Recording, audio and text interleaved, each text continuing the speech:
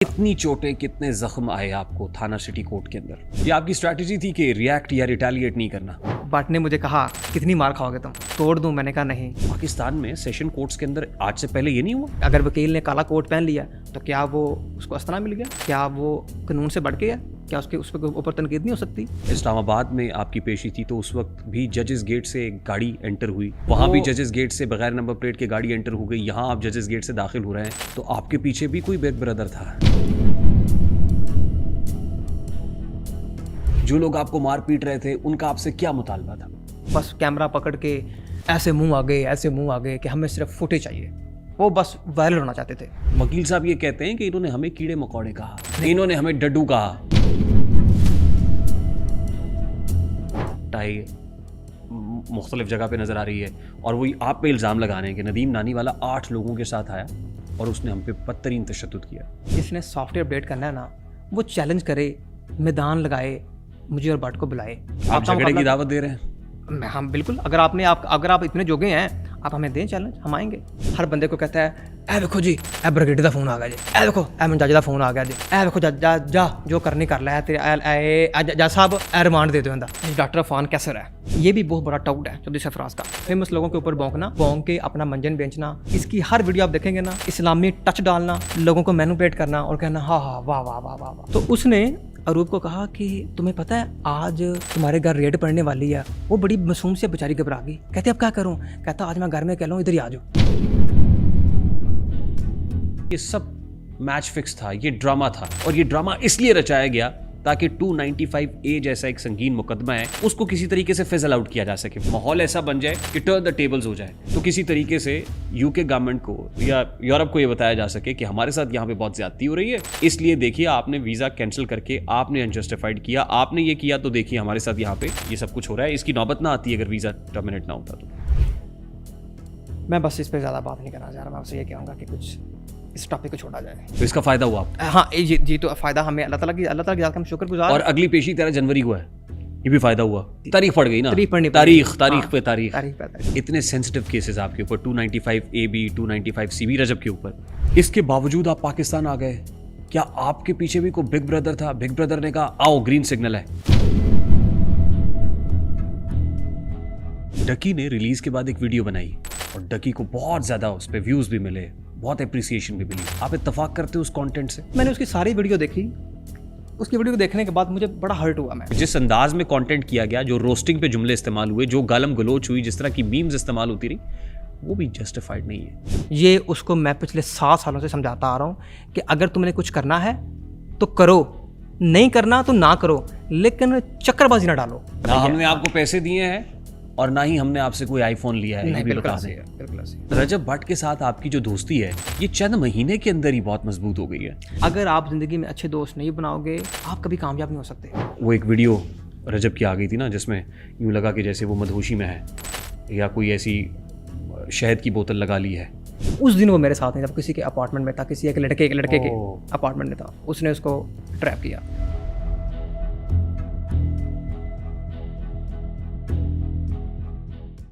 Assalamu alaikum and a very warm welcome to RTS, which is Rehan Tariq show on 24+. This is Pakistan's first audience-based podcast. और अगर आप भी बतौर audience हमारे इस podcast में शिरकत करना चाहते हैं और मौजूद मेहमान से कोई भी सवाल करना चाहते हैं तो स्क्रीन पे दिए गए नंबर पे जरूर कांटेक्ट कर लें।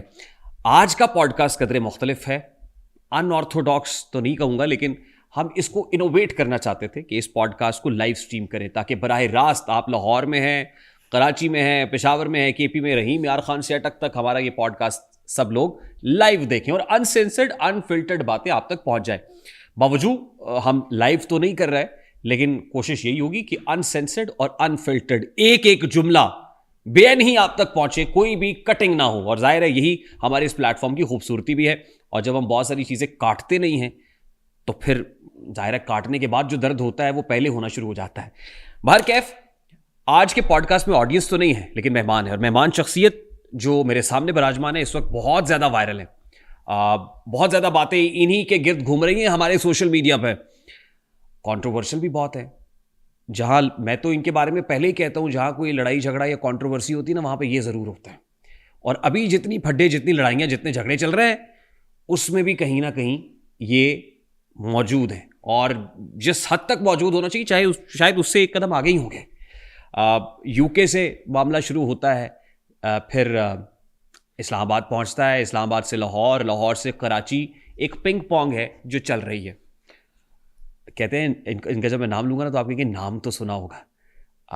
नाम इनका नदीम मुबारक है, लेकिन प्यार से इनको नानी वाला कहा जाता है। नदीम मुबारक उर्फ नदीम नानी वाला, तो नाम तो सुना होगा। और आप तो समझ रहे हैं कि नदीम नानी वाला से बात करना इस वक्त इतना इंपॉर्टेंट क्यों है।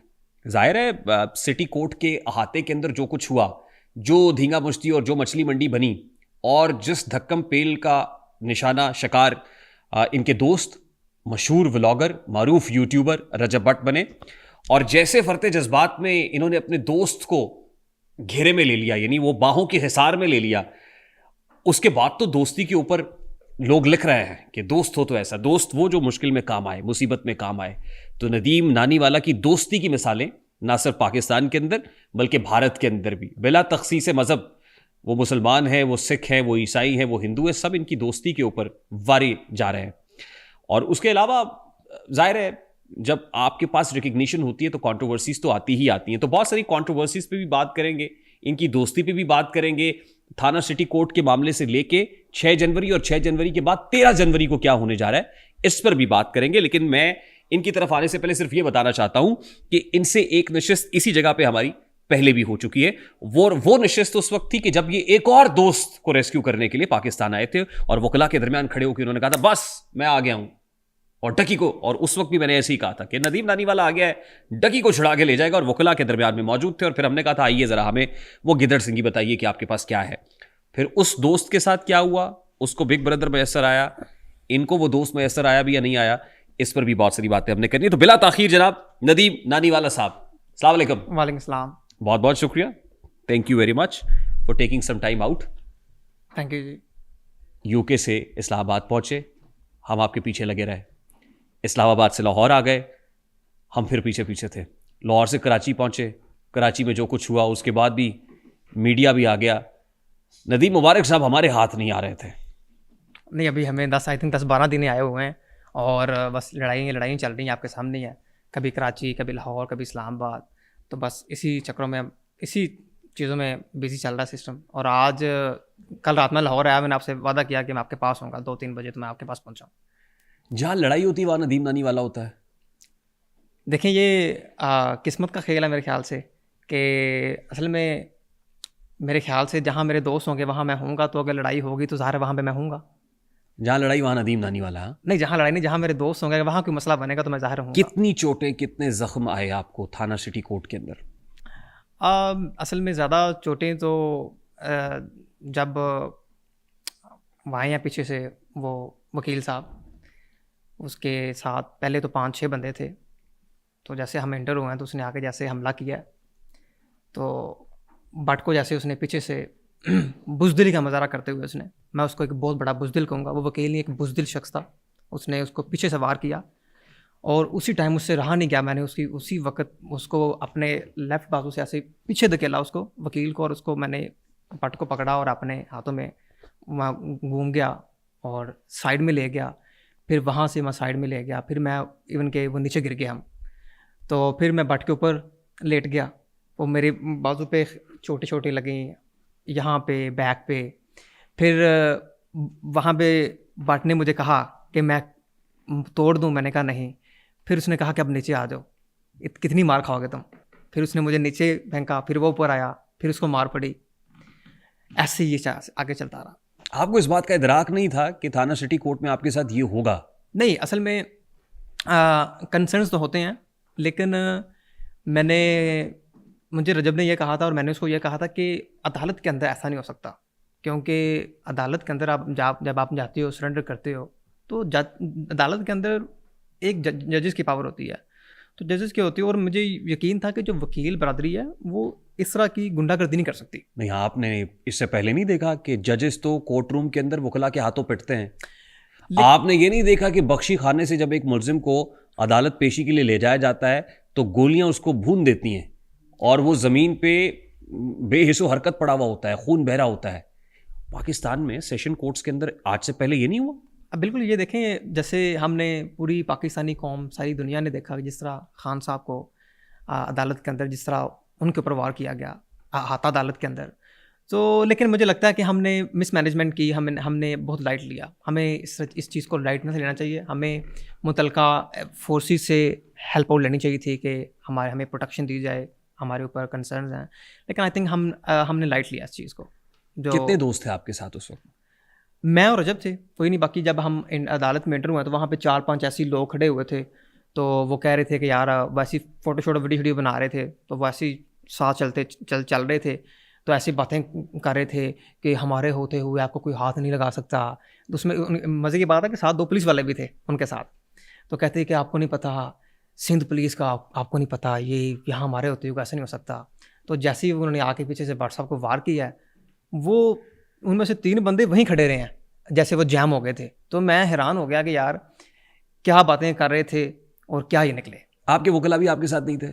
नहीं, असल में हमारे जो वकला थे वो गेट नंबर 1 पे थे, मियां अली इशफाक साहब। जजेस गेट से? हम जजेस गेट सेंटर हुए थे। अच्छा। तो वो 500 मीटर का फासला था, जो पहले 3-4 मिनट मैं और भट्ट खुद ही एक दूसरे को प्रोटेक्ट करते रहे हैं।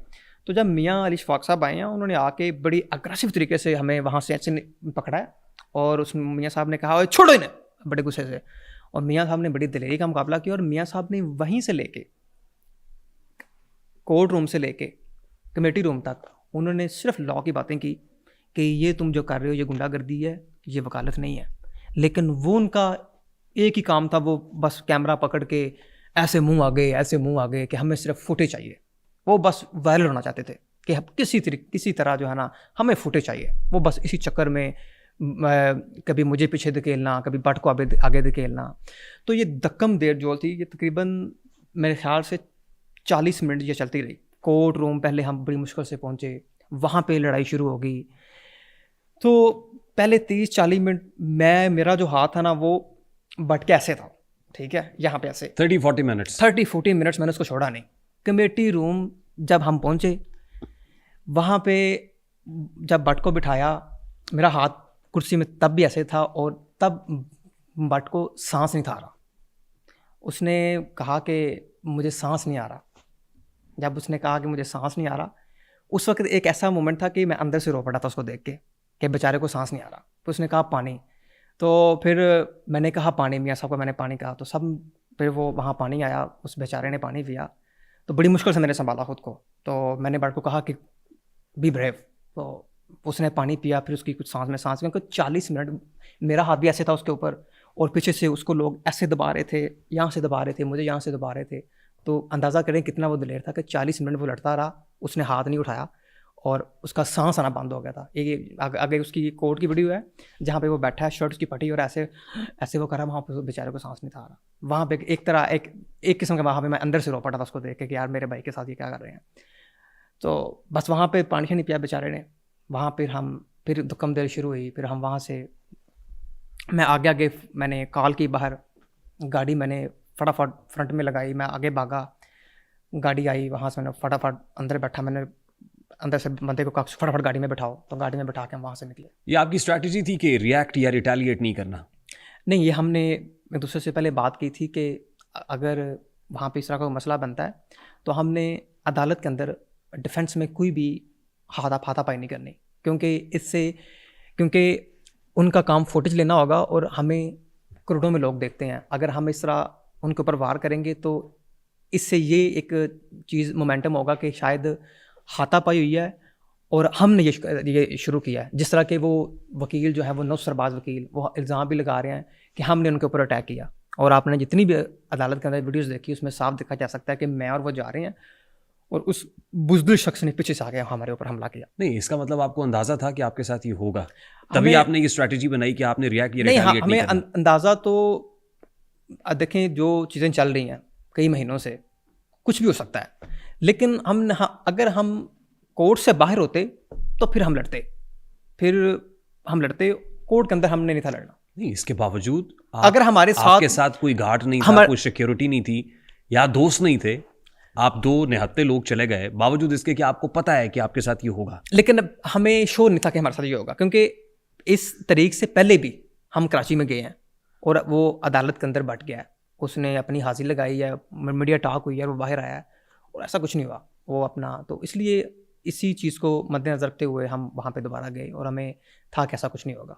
आप जजेस गेट से एंटर हुए जी। जब इस्लामाबाद में आपकी पेशी थी तो उस वक्त भी जजेस गेट से एक गाड़ी एंटर हुई जो बगैर नंबर प्लेट की थी। देखिए वहाँ भी जजेस गेट से बगैर नंबर प्लेट की गाड़ी एंटर हो गई, यहाँ आप जजेस गेट से दाखिल हो रहे हैं, तो आपके पीछे भी कोई बिग ब्रदर था? नहीं, हमारे पीछे कोई बिग ब्रदर नहीं है। असल में जो इस्लामाबाद हाई कोर्ट का वाक़या था तो वो मियाँ ज़मान साहब की गाड़ी थी। वो कैसे गाड़ी अंदर लेके गए ये उनका और उनका आपस का मामला है, हमें नहीं पता। क्योंकि जब हम अपनी ही गाड़ी पे गए थे, हम जो एक अपना गेट था आम लोगों के लिए, वहाँ से हम गए। जब हम इस्लामाबाद हाई कोर्ट से बाहर आए तो वो गाड़ी सामने खड़ी थी, तो मियाँ साहब ने कहा इस गाड़ी में बैठे, हम गाड़ी में बैठे, हम उस गाड़ी में बैठ गए। हमें क्या पता ये क्या है चक्कर मकर। तो आपके साथ थाना सिटी कोर्ट में जो कुछ हुआ किस वजह से हुआ? जो लोग आपको मार पीट रहे थे उनका आपसे क्या मुतालबा था? उनका मुतालबा ये था कि वो जो वकील था वो पिछले कई महीनों से, पहले तो उसने बट के ऊपर झूठी 295 की FIR दर्ज करवाई और वो पिछले 8 लाहौर की FIR की बात कर रहे हैं जो लाहौर में हुई? नहीं, कराची में करवाई उसने। और उस वकील को ये इन्वेस्टिगेट किया गया 295A उस वकील के ऊपर ये भी इन्वेस्टिगेशन की कि वो वकील जो है वो सिर्फ दिहाड़ीबाज है। 2022 की एक एग्ज़ाम में वो फेल है और 2023 में मेरे ख्याल से वो वकालत कर रहा है और उसकी डिग्री भी कंप्लीट नहीं है। एक तो वो वकील भी नहीं है और दूसरा वो 21 मुकदमों के अंदर मुद्दई है, यानी कि वो वकालत कर नहीं रहा, वो अपनी वकालत को बेच रहा है। एक वकील का काम अपने क्लाइंट को प्रोटेक्ट करना, अपने क्लाइंट का केस प्रोसीड करना है, ना कि खुद मुद्दई बन के लोगों के ऊपर FIR करवाना। उस बंदे ने लोगों के उसके 21 विक्टिम्स हैं इस मामले में, इस पर्टिकुलर केस में। तो वकील साहब खुद मुद्दई है ना? हम मुद्दई हैं, उनका कोई क्लाइंट तो नहीं है? क्लाइंट तो यही मैं कह रहा हूँ।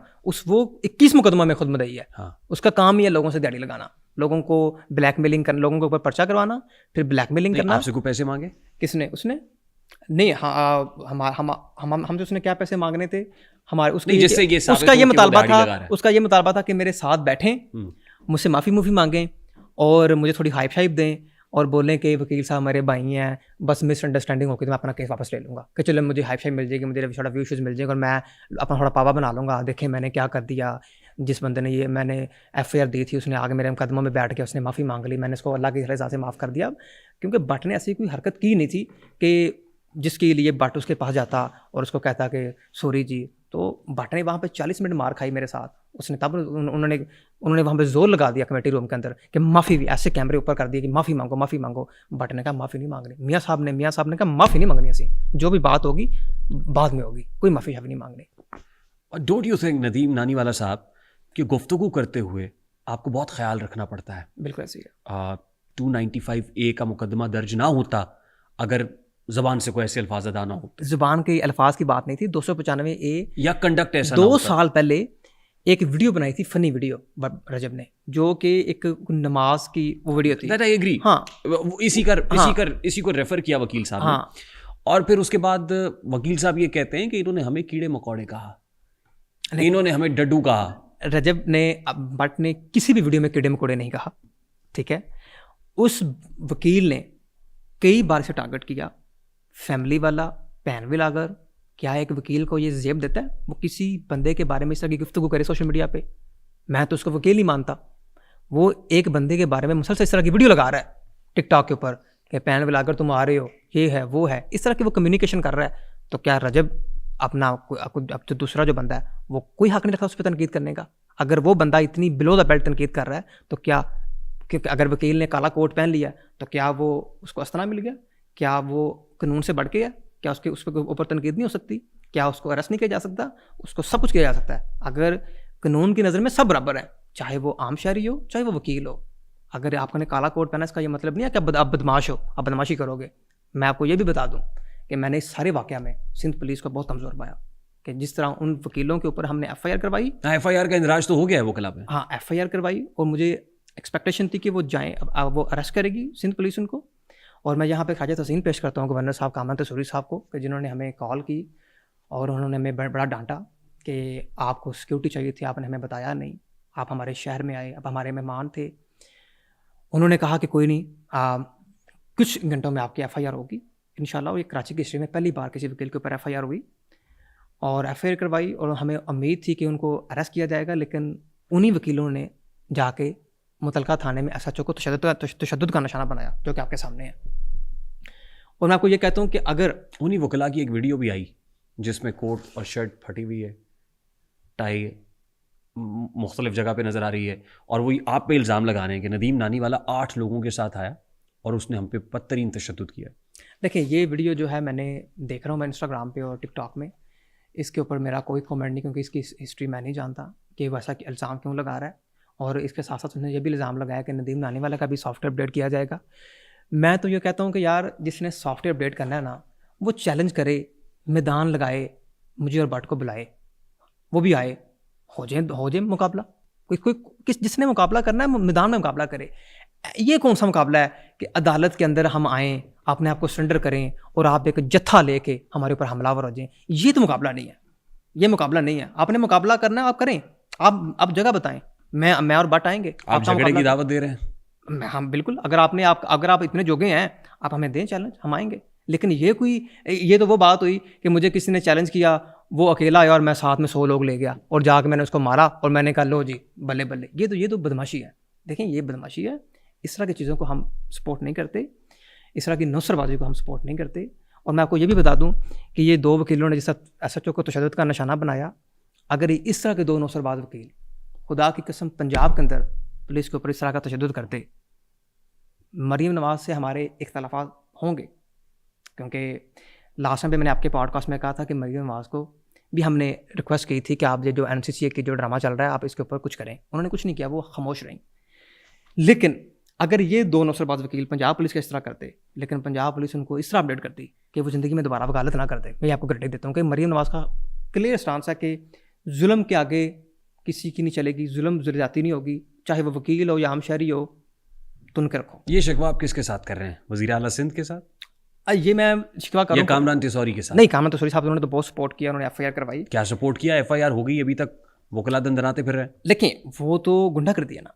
आप देखें, ये वकला कामरान तिसौरी यानी गवर्नर सिंध से ज़्यादा ताकतवर हैं? नहीं, वो रूल ऑफ लॉ से ज़्यादा ताकतवर तो नहीं है, लेकिन वो वहाँ पे जो डायरेक्शन है वो लॉ मिनिस्टर में अपना सिंध हुकूमत ने डायरेक्शन देनी है और पुलिस ने उनको अपना अरेस्ट करना है। लेकिन ये तो पुलिस की नाकामी है कि वो इसके ऊपर कोई अमल नहीं कर रही हो और इस तरह वकील आके उनके ऊपर चढ़ाई कर रहे हैं। मुझे बड़ा अफसोस हुआ ये चीज़ें देख के। ऐसा नहीं होना चाहिए। कल को अगर हमारे ऊपर FIR होगी, हम भी 100 लोग लेके चले जाएंगे पुलिस स्टेशन, जाके SHO के मारना शुरू कर देंगे कि ये FIR तुमने क्यों दी है। ये तो सीधी कानून से खिलवाड़ है। ये कोई अच्छा पैगाम नहीं मैंने देखा, ये कोई अच्छा मैंने इसके ऊपर ये सिंध पुलिस का मैंने कोई अच्छा रवैया नहीं देखा कि वो किसी 2 वकील आके आपको इस तशद्दुद का निशाना बना सकते हैं। वकला ताकतवर हैं?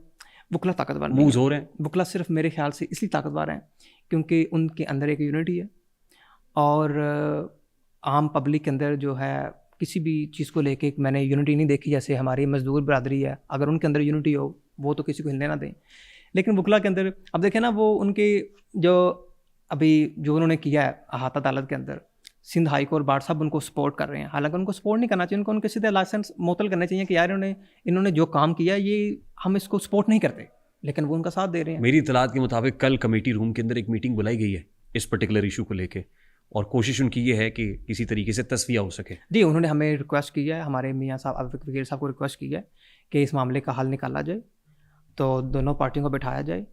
देखें, अगर वो दोनों वकील माफ़ी मांगने के लिए तैयार हैं, अगर वो सरेआम माफ़ी मांगते हैं कि जो उन्होंने किया वो गलत किया है, तो हम बैठने को तैयार हैं। अगर वो हमारे वकील साहब जो हमें इंस्ट्रक्शन देंगे, मियाँ अली साहब, तो हम तैयार हैं। अगर वो माफ़ी मांगने को तैयार हैं तो हम, क्योंकि जो उन्होंने किया ये काबिले माफ़ी तो नहीं है, लेकिन हम अल्लाह ताला उनको माफ़ कर देंगे। हाँ, माफ़ करेंगे। फिर ये मुकदमा भी वापस ले लेंगे आप? हाँ, अगर जो उन्होंने रजब भट्ट के ऊपर झूठा मुकदमा बनाया है, जो 295A का, अगर नहीं, वो इसको, मैं उस FIR की बात कर रहा हूँ जो आपने वकला के खिलाफ। हाँ, हमारी शर्तें यही हैं कि वो माफ़ी मांगे, और जो रजब भट्ट के ऊपर उन्होंने झूठी FIR की वो अपना उसको विड्रॉ करें, तो हम भी अपनी FIR विड्रॉ करेंगे। वो FIR तो आप कोर्ट ऑफ लॉ में कंटेस्ट कर रहे हैं ना? नहीं, अगर देखें वो उसका मदई तो वो वकील खुद है ना। वो अगर वो उस केस को प्रोसीड नहीं करता, वो कहता है लेकिन that case is a separate issue. देखें हम अगर वो माफ़ी मांगते हैं तो हम अपनी FIR विड्रॉ करने के लिए तैयार हैं। ये बड़ी बात कर रहे हैं हाँ, कि बिल्कुल। वो अगर आपसे एक्सक्यूज करेंगे तो आप FIR हाँ, विड्रॉ कर लेंगे। हम उनको माफ़ करने के लिए, अगर वो तहे दिल से माफ़ी मांगते हैं कि उन्होंने जो किया वो बदमाशी थी, वो गुंडागर्दी थी और इसके लिए वो शर्मिंदा हैं और वो सिर्फ पाकिस्तानी कौम से माफ़ी मांगते हैं कि वकला बरदरी का जो नाम उन्होंने डैमेज किया पूरी पाकिस्तानी कम्युनिटी में, इंटरनेशनल कम्युनिटी में, जो उन्होंने, क्योंकि वकला बरदरी आप देखें कि इन अपना हिस्ट्री में अपना कराची बार जो थी, इन्होंने जो आइन के लिए काम किया, जो अमेंडमेंट्स जिन्होंने इनको रिवर्स किया, जो हाँ, वहाँ सिंध हाई कोर्ट बाहर से लोग तो आए, इस्लामाबाद भी जुडिशल कमीशन इजलास के बाहर बिल्कुल। बहुत एहतजाज होता रहा। वो बात आपकी अपनी जगह पे दुरुस्त है, लेकिन वकला ये कहते हैं कि रजब भट्ट ने भी उनसे एक्सक्यूज तो कर लिया, सॉरी कर ली, माफी मांग ली। नहीं, रजब भट्ट ने कोई माफ़ी नहीं मांगी। रजब भट्ट किस बात की माफ़ी मांगे उनसे? वकला ने ये स्टेटमेंट दिया ना कि रजब भट्ट ने सॉरी नहीं, कर ली, नहीं, नहीं, कोई माफ़ी नहीं मांगी। वो अगर उनके पास कोई वीडियो है वो दिखाएं पब्लिक को कि जहाँ रजब भट्ट ने कहा कि मैं आपसे माफ़ी मांगता हूँ। कोई माफ़ी नहीं मांगी, हम किसी किस्म की कोई माफ़ी नहीं मांगेंगे उनसे। अच्छा, अब एक परसेप्शन है और पब्लिक परसेप्शन ये है कि ये जो हुआ, कहने वाले तो कहते हैं ना कि ये सब मैच फिक्स था, ये ड्रामा था और ये ड्रामा इसलिए रचाया गया ताकि 295A जैसा एक संगीन मुकदमा है उसको किसी तरीके से फिजल आउट किया जा सके। फिजल आउट कैसे? कि एकदम लोग रजब भट्ट के या नानी वाला के अगेंस्ट थे तो सारी की सारी सिंपथीज ये लोग गेन कर लें, माहौल ऐसा बन जाए कि टर्न द टेबल्स हो जाए कि वो लोग जो खिलाफ हैं वो सब इमोशनली इतना अटैच हो जाए, वो कि बहुत ज्यादती हुई है, बड़ा अनजस्टिफाइड हुआ है। नंबर 1। नंबर 2 ये कि रजब भट्ट का वीज़ा कैंसिल किया गया तो किसी तरीके से यूके गवर्नमेंट को या यूरोप को ये बताया जा सके कि हमारे साथ यहाँ पे बहुत ज्यादती हो रही है, इसलिए देखिए आपने वीज़ा कैंसिल करके आपने अनजस्टिफाइड किया, आपने ये किया तो देखिए हमारे साथ यहाँ पे ये सब कुछ हो रहा है, इसकी नौबत ना आती अगर वीज़ा टर्मिनेट ना होता तो। देखें, पहले जो आपने सवाल किया कि पब्लिक के अंदर ऐसा कोई ख्याल नहीं पाया गया कि ये ड्रामा था और ऐसा कोई ड्रामा, हाँ देखें वो स्टार्टिंग में लोगों ने शायद डाली हो, लेकिन पब्लिक का ऐसा कोई स्टांस नहीं कि ये ड्रामा था और ना ही हमने कोई ड्रामा किया है और ना ही जो उन्होंने कहा वकीलों ने बदमाशी की उन्होंने वो कर दी और ड्रामे में कोई भी इस तरह मार नहीं खाता। वो तो अल्लाह ताला की ज़ात बेनियाज ज़ात है कि देखें ये कोई प्री प्लान्ड एक्टिविटी तो नहीं थी? नहीं, ऐसी प्री प्लान एक्टिविटी कैसे हो सकती है? जैसे जिसमें हम का इवन के मज़े की बात यह है कि उस दिन अदालत में हड़ताल थी, अदालत में कोई बंदा नहीं था और वहाँ पे सिर्फ वकील थे, वहाँ पे सिर्फ वकील थे उस दिन। अगर हमें पता होता कि उस दिन हड़ताल थी तो हम तो उस दिन जाते ही ना।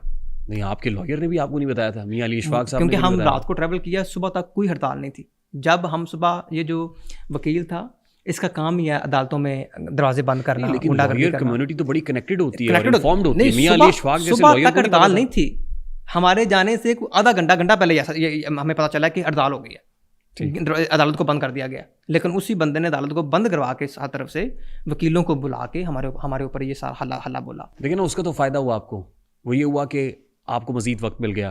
अब वो केस 13 जनवरी तक पेंडिंग है, यानी 13 जनवरी को अगली समाअत होगी। देखिए फ़ायदा, जज साहब उस दिन नहीं आए, हाजिरी लगी, वो डेट पड़ गई।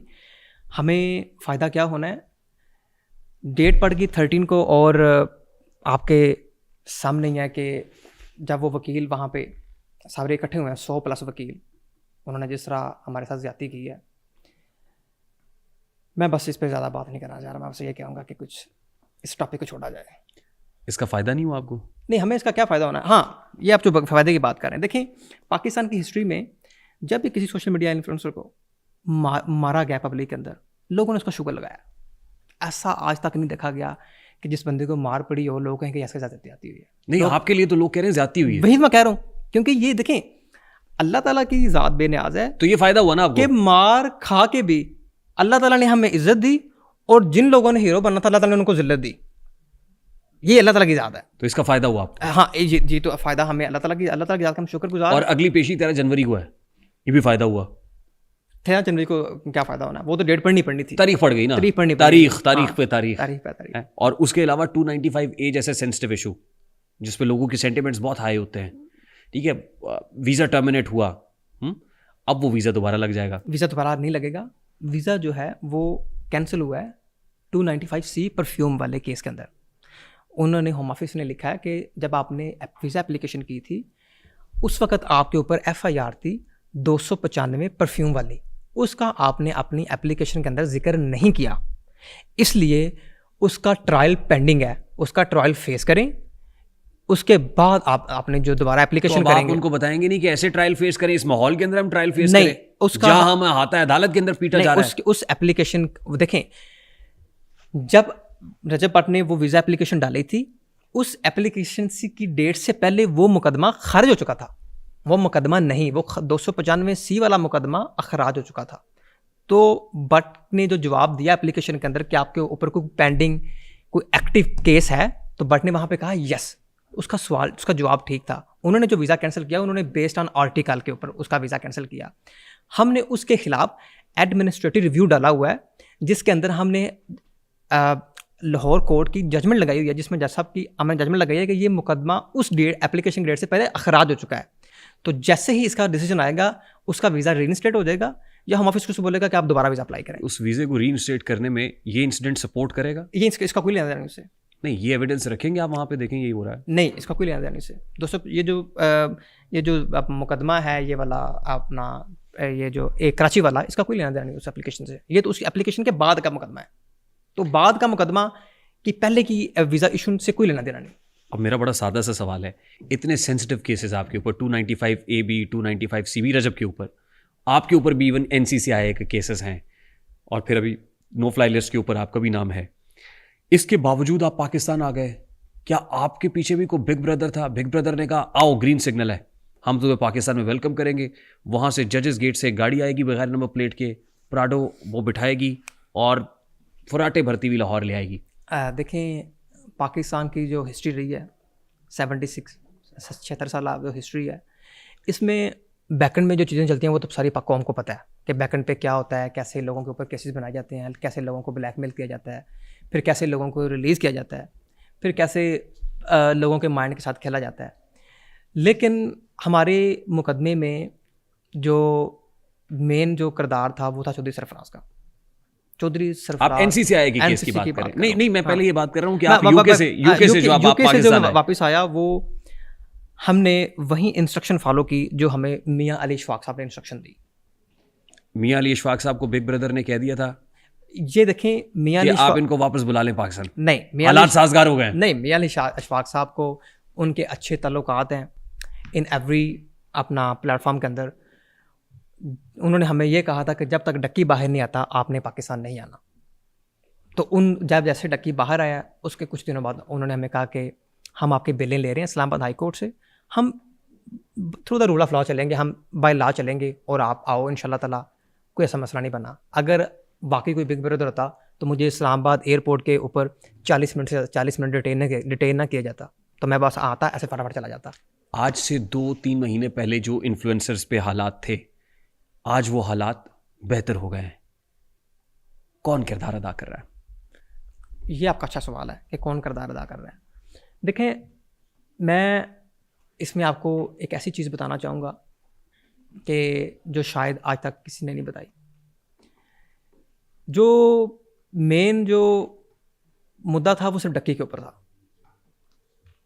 कि मेन मुद्दा यही था कि पाकिस्तान और इंडिया की जंग के दौरान डक्की भाई ने कोई ख़ास किरदार अदा नहीं किया, ठीक है। और पाकिस्तान में बहुत ज़्यादा चल रही थी एक्टिविटी, अपना बायनामो, this and that. Chaudhary Sarfaraz जो था ना, वो बहुत ही करप्ट आदमी था। मैं उसको बड़ा पुराना जानता हूँ चौधरी सरफराज को। वो एक ऐसा करप्ट आदमी है कि जिस दिन उसकी जेब में मारना जाए उसको नींद नहीं आती। इल्ज़ाम लगा रहे हैं? इल्ज़ाम नहीं, मैं उसकी अमेरिका के अंदर, अमेरिका जब जाता है, अमेरिका के अंदर उसकी अय्याशी की वीडियोस मैंने देखी हैं चौधरी सरफराज की। नहीं, मैं भी नहीं दिखा सकता। आज लास्ट टाइम भी आपको मैंने कुछ कहा था, मैंने आपसे कटवाया था, आपको याद है? तो वो हम कभी करेंगे इंशाल्लाह। अभी कुछ ऐसा तो नहीं है जो नहीं, अभी देखें, मैं आपको एक बात यहाँ पे इंपॉर्टेंट कहना चाहूँगा कि असली जो मर्द होता है वो वही होता है जो किसी की ऐप को छुपा ले। किसी के ऐप को दिखाना, किसी की वॉइस नोट सुनाना, किसी की चीज़ों को दिखाना, मैं एक अच्छे मर्द की निशानी नहीं समझता। आपके पास हैं वैसे वॉइस नोट्स हैं? हमें कोई भेज दे, हम देख के अपने पास रख लेते हैं। हम ये नहीं करते कि हम सोशल मीडिया पे लोगों को दिखाते फिरें, सोशल मीडिया पे लोगों को डाल दें, क्योंकि हर लेकिन आपके पास हैं। हाँ, ये चौधरी सरफराज जब बाहर आएगा उसको पता चलेगा कि मैं उसकी मैं क्या बात कर रहा हूँ। वो एक करप्ट आदमी था, उसकी दिहाड़ीबाजी होती थी कॉल सेंटरों के अंदर। कॉल सेंटरों के अंदर बंदे ले जाने 2 कपड़ों में, कहना जाके फटाफट उनके सारे सामान उठा लेना और कहना कि ये ISI का, ये MI का। ऐसे 2 बंदे साथ ले जाने, साथ में अपना स्टाफ ले जाना, सामान उठा लाना, बाद में ब्लैकमेलिंग करने के सामान देंगे, ले 10 लाख 20 लाख। उसने लाहौर में और इस्लामाबाद में और कराची में उसका ऐसा नेटवर्क था जो ना सिर्फ कॉल सेंटर की हद तक महमूद था, बल्कि तौहीन मज़हब की ब्लैकमेलिंग में वो बहुत बड़ा किरदार करता था। लोगों के ऊपर तौहीन मज़हब के झूठे पर्चे, झूठे नोटिस दे के लोगों को ब्लैकमेल करना। तो डक्की के ऊपर जब मुकदमा था तो उसको पता चला ड्यूरिंग द इन्वेस्टिगेशन कि इसके पास बहुत पैसा है, उसकी नीयत ख़राब हो गई। किसके पास? डक्की के पास। तो जब, और ये किसने बताया? ये उसी के एक टाउट ने उसी को बताया जब डक्की NCC की हिरासत में था। डक्की के टाउट ने? सरफराज के टाउट ने उसको बताया कि who was he? हाँ, वो भी एक हाजिर NCC का ऑफिसर ही था। अच्छा। हाँ, उसका नाम नहीं ले सकता। तो उसने जब बताया कि डक्की के पास जो है ना वो बहुत पैसा है, तो उसने फिर पहले एक मोमेंटम बिल्ड किया पॉडकास्ट दे के, वतन अज़ीज़ के बच्चे, वतन अज़ीज़ के बच्चे। फिर उसने डक्की को जो है ना वो जब उससे ज़बरदस्ती पैसे पूसे ट्रांसफ़र कराए बाइनांस के अंदर, अपने पर्सनल शुएब रियाज के बाइनांस के अंदर। तो उसी दौरान ये डॉक्टर अफान कैसर है, ये भी बहुत बड़ा टाउट है चौधरी सरफराज का।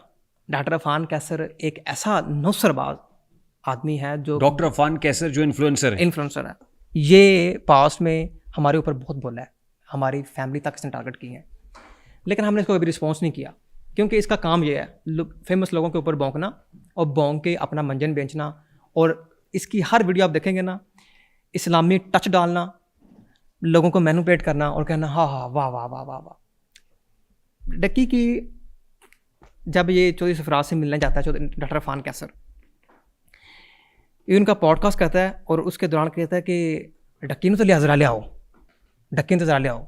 कौन कहता है? डॉक्टर अफान कैसर। वो एक वीडियो आई थी ना? हाँ, उस डक्की जब उस वीडियो के अंदर कुछ गुफ्तगू हुई, डक्की जब वहाँ पे आया, डक्की से मेरी मुलाकात हुई। डक्की ने मुझे बताया कि जब ये वहाँ पे आया डॉक्टर अफान कैसर, तो चौधरी सरफराज ने मुझे पूछा, डक्की तुम जानते हो इसे? मैंने कहा हाँ जानता हूँ, ये डॉक्टर अफान कैसर है। अच्छा, मेरे इस प्लेटफॉर्म पे ना कोई भी आप ऐसा इल्जाम नहीं लगाएंगे जो बगैर सबूतों के। मैं डक्की की बात कर रहा हूँ, जो मुझे डक्की ने बताई बात, अंदर की बात। मतलब मैं ये चाहता हूँ कि कोई ऐसी बात ना हो कि जो बिला वजह किसी के ऊपर ऐसा इल्जाम लग जाए। आप जो बात करेंगे सबूतों की रोशनी करेंगे। अभी ये सारी चीजें अभी स्लोली आएंगी। ऑलराइट, हाँ, अभी ये सारी चीजें अब आएंगी इंशाल्लाह। ठीक। हाँ, तो डक्की ने कहा मैं इसको जानता हूँ। डक्की की सिर्फ यही बात हुई उससे कि मैं इसको जानता हूँ। उसके बाद वो वहाँ से, वो वीडियो में भी देखा जा सकता है। वो डक्की वहाँ से वापस अपना नीचे चला गया हवालात में। उसके बाद डॉक्टर अफान कैसर, जो कि सिस्ट्रोलॉजी जो 5 बहनें हैं, इसके ऊपर इसने बड़ी वीडियोस बनाई, बिलो द बेल्ट, बड़ा इनको हरास किया। वो बेचारी आज तक इनके खिलाफ बोली नहीं। फिर ये मिलता है इकरा कंवल के हस्बैंड अरी परवेज से। ये उसको एक झूठी स्टोरी सुनाता है, जो कि इसकी वो स्टोरी भी उसके पास रिकॉर्डेड है, जिसमें यह कहता है कि मैं गया था, मेरी डक्की से मुलाकात हुई, मेरी होगी अब सरफराज से, मैं तुम्हारी भी डील करवा देता हूँ, मेरी डक्की से आधा घंटा अकेले में बात हुई है, तुम्हें नहीं पता। ये उसने जाके अरी परवेज को ये सारी स्टोरी सुनाई। मैं डील करवा देता हूँ, मैं डील करवाता हूँ तुम्हारी। अरी परवेज उसको ने कहा मैं तुम्हारी डील करवाता हूँ। नहीं, डील तो तब होती थी जब डक्की की डील हो जाती। उसने कहा मैंने डक्की की बात करवा दी है, वो जुडिशियल होने वाला है, बस छोड़ दो, तुम हाथ होला रखेंगे, वो फिक्र ना करो, मैं तुम्हारी भी डील करवाता हूँ। उससे 2 दिन बाद ही मुझे एक लड़का फ़ोन करता है, कहता है डॉक्टर अफान कैसर आपसे बात करना चाह रहा है। मैंने कहा तो कुछ सबूत। उसने मुझे कहा कि मेरे पास उसने कुछ मैसेज भेजे हैं 1 टाइम, उसने वो रिकॉर्ड करके मुझे सुनाए, जिसमें वो ये इंटेंशन शो करता है कि मैं नदीम नानी वाले की भी डील करवाता हूँ। उसी लड़की डील करवाता हूँ पैसों की। हाँ जी, कि मैं कि नानी वाले की। Doctor Afan Qaiser was asking for money कि मैं डील करवाता हूँ। Are you sure about it? Allah की कसम, इसके अरी परवेज, सिस्ट्रोलॉजी, मैं और डक्की सारे गवाह हैं चीज़ों के। अरी परवेज जो है शायद डक्की इसके ऊपर वीडियो करेगा, उसने मुझे कहा कि उसके ऊपर वीडियो करेगा इंशाल्लाह बहुत जल्दी। अगर उसने ना की तो फिर मुझे वीडियो करनी पड़ेगी यूट्यूब के ऊपर, और मैं इसको आप करेंगे? हाँ, मैं करूँगा, इसको नहीं छोड़ूंगा, सीधी सी बात है। और ये गंदा और गलीज इंसान है। आज 31 ऑफ दिसंबर लास्ट ईयर 2025 का, और आज उसी लड़के ने मुझे अभी मैसेज किया है कि मैं आपको दिखा भी देता हूँ उस लड़के ने मुझे क्या मैसेज किया, ये आप खुद पढ़ लें। दिखाएं। हाँ, ये वो लड़का है हाँ जी, जो डॉक्टर अफान कैसर से आपकी बात कराना चाहता था। मैं आपको दिखा देता हूँ, ये देखें, ये टुडे उसने मुझे क्या मैसेज किया, उसी लड़के ने।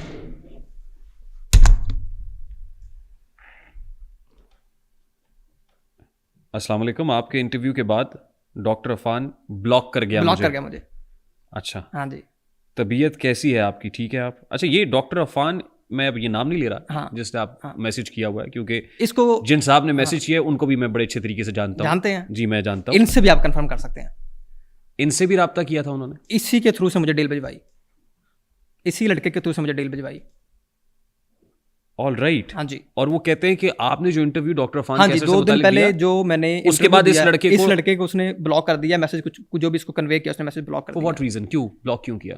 आई डोंट नो, क्योंकि उसको ये शायद ये पता चल चुका है कि जो डॉक्टर अफान कैसर ने इस लड़के को बातें की डील शील वाली, जो उसको मैसेज किए, वो उसको ये था कि उसने मुझे तो वो चीज़ें फॉरवर्ड नहीं की। उसको ये लगता है कि उसने ये चीज़ें मुझे फॉरवर्ड की हैं, इसलिए उसने ब्लॉक कर दिया। लेकिन फॉरवर्ड हो चुकी हुई है। हाँ, फॉरवर्ड हो चुकी हैं। आपके पास एविडेंस वीडियो आएगी इंशाल्लाह, आप देखेंगे। या डक्की की नहीं वीडियो आएगी तो मेरी वीडियो जरूर आएगी। तो ये ऐसा बंदा है जो इस्लामिक टच डाल के बड़े लोगों पे बात करता है और फिर अपना मंजन बेचता है। अभी इसकी एक पर्सनल लाइफ है, मैं वहाँ पे बात कभी नहीं करूँगा, हालांकि इसने मेरी पर्सनल लाइफ पे बात की हुई है, क्योंकि मैं ख़ानदानी आदमी हूँ। मैं किसी की माँ बहन बेटी को अपनी माँ बहन बेटी समझता हूँ, और मैं इतना कोई गंदा आदमी नहीं कि मैं किसी की वाइफ या किसी की बहन या किसी की माँ के ऊपर बोलूँ। डॉक्टर अफान कैसे, खुदा ना करे किसी दिन इसका मेरा आमना सामना हो जाए, शायद उस दिन मैं इसे नहीं छोड़ूंगा। मैं ऑन द रिकॉर्ड कहता हूँ, ये ऐसा गंदा आदमी है कि मैं इसको नहीं छोड़ूंगा। ये मैं ऑन द रिकॉर्ड कहता हूँ, और मैं चाहता हूँ कि मेरी बातों का जवाब दे। ये बातों का जवाब नहीं भी देगा, उसको जवाब देना पड़ेगा। बहुत ज्यादा गुस्से में आप डॉक्टर अफान कैसर को लेके। ऑल्दो डॉक्टर अफान कैसर हमारे पास भी यहाँ पे पॉडकास्ट इसने लीना आमिर के ऊपर बड़ी बातें की, हालांकि वो बड़ा इररेलेवेंट टॉपिक है मेरे लिए। इसने उस बेचारी को बड़ा हरास किया, उसके बारे में बड़ी बातें की। तो अच्छा, मैं आपको एक चीज़ बता देना चाहता हूँ कि मेरे पास आए थे यहाँ पॉडकास्ट के लिए, लेकिन उसके बाद जब वो गए तो उसके बाद मेरे लिए भी बहुत इररेलेवेंट हो गए। वो इसलिए इररेलेवेंट हो गए कि पब्लिकली जाके बहुत सारी ऐसी बातें की जो बहुत आउट ऑफ कॉन्टेक्स्ट थी। हमारी इवन कोऑर्डिनेटर बच्ची है, उसके मैसेजेस तक पब्लिक कर दिए। हमें बहुत फेम का सबसे बड़ा बुक, मतलब मैं उस पर कमेंट ही नहीं करना चाहता। और भी बहुत सारी ऐसी बातें की जिस पे मैं कमेंट करना ही नहीं चाहता। मैं तो कहता हूँ कि अगर पाकिस्तान में जो सबसे ज़्यादा जो लानतें हैं ना, वो एक इसके ऊपर और एक दूसरा बंदा है जिसका मैं अभी नाम नहीं ले सकता, उसके ऊपर डालनी चाहिए। वो कौन है?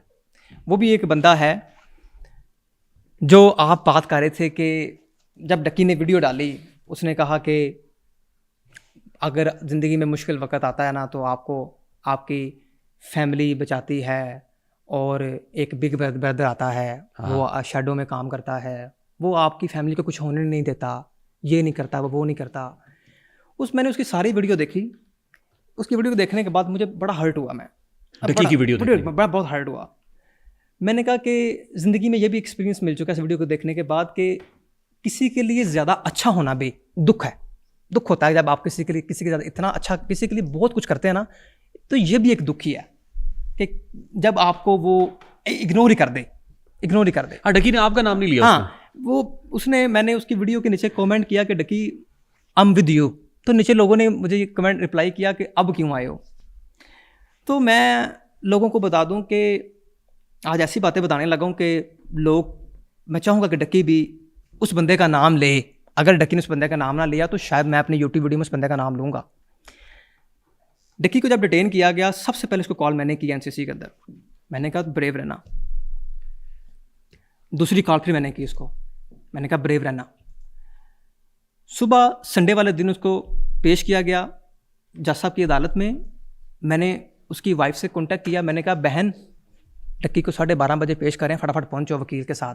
कहती नदीम मुझे नहीं पता, मेरे पास मैं कहाँ से वकील, मुझे नहीं इन चीज़ों का हमें नहीं पता।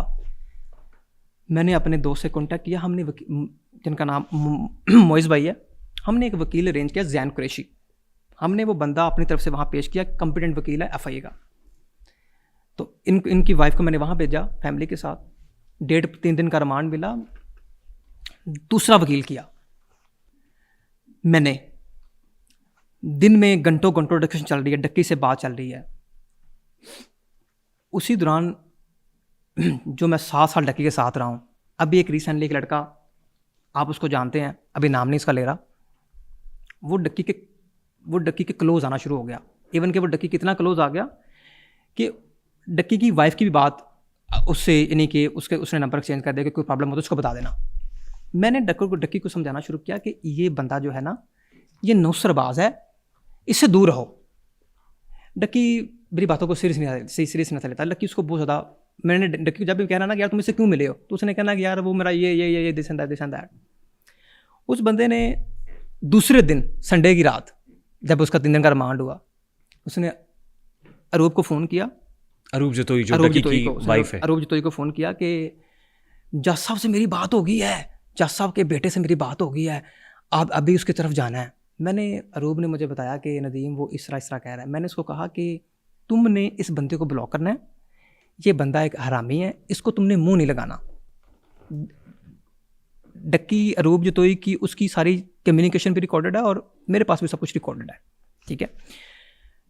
मैंने उसको कहा सख्ती से, मैंने कहा अगर तुम मेरी बहन हो ना तो तुमने इस बंदे को मुंह नहीं लगाना।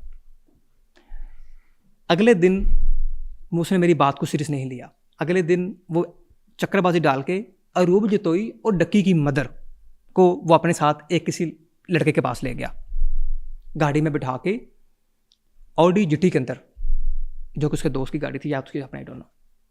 और वापसी पे वो जज साहब के पास नहीं, किसी नौसरबाज लड़के के पास लेकर उसने जाके वहाँ पे इंप्रेशन बनाया कि ये जज का बेटा है, देखो मैं क्या करता हूँ, डक्की को मैं ऐसे ले आऊँगा।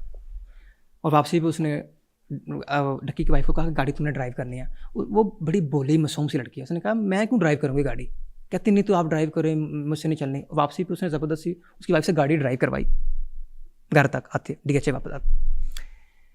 मुझे जब उसने सारी बात बताई, मैंने उसको डांटा, मैंने कहा तुमने बहुत गलत काम किया है, वो जिसके पास तुम्हें लेके गया वो कोई दूसरा नौसरबाज होगा, वो एक इतना क्रेडिबल बंदा नहीं है, वो बड़ा बेगैरत बंदा है, उससे दूर रहो। मैंने उसको कहा कि अब फिर मैंने डक्की से कॉन्टैक्ट किया, डक्की ने ये मैसेज अपनी वाइफ को कन्वे किया कि जो नदीम और मोइज भाई कहते हैं वो तुमने करना, अब तुमने उससे दूर रहना है। अरूप ने उसका नंबर ब्लॉक कर दिया। फिर उस बंदे ने ज़िया को, डक्की के भाई को अप्रोच किया कि मेरी अरूप से एमरजेंसी बात करवाएं, मेरी अरूप से एमरजेंसी बात करवाएं। और ज़िया को पता नहीं था, ज़िया ने उसकी बात करवा दी। तो उसने अरूप को कहा कि तुम्हें पता है आज तुम्हारे घर रेड पड़ने वाली है। वो बड़ी मासूम से बेचारी घबरा गई, कहती अच्छा, तो कहती मैं क्या करूं, कहता अपनी दोस्त के घर चली जाओ। कहती मैं दोस्त के घर कैसे चली जाती हूँ, चलो ठीक है, मेरे DHA में दोस्त है। फिर उसने कहा नहीं, अगर तुम दोस्त के घर चली गई तो तुम्हारी लोकेशन ट्रेस कर लेंगे NCC वाले, वो तुम्हारी दोस्त को भी उठा लेंगे। कहते अब क्या करूँ, कहता आज मैं घर में कह लूँ इधर ही आ जाओ। वो लड़का कहता कि आज मैं घर में कह लूँ आज मेरी तरफ आ जाओ, डक्की की वाइफ को। और वो डक्की के घर आना जाना उसका डक्की का क्लोज फ्रेंड। मैंने नाम नहीं बताना चाह रहा अभी मैं। उसके बाद मुझे अरूप ने फ़ोन किया, कोई तकरीबन समझे 16 फ़ोन किए, मैं सब सोया हुआ था। जब मैं उठा तो वो मेरे उस कॉल में, मेरे मोइज भाई भी कॉन्फ्रेंस कॉल में थे, वो रो रही थी। मैंने कहा हुआ क्या है, कहती नदीम तुम ठीक कहते थे, तुम्हें पता क्या हुआ है। मैंने कहा क्या हुआ है, कहती उसने ये हरकत की है। तो मैंने कहा मैंने तो तुम्हें कल भी कहा था इससे दूर रहो।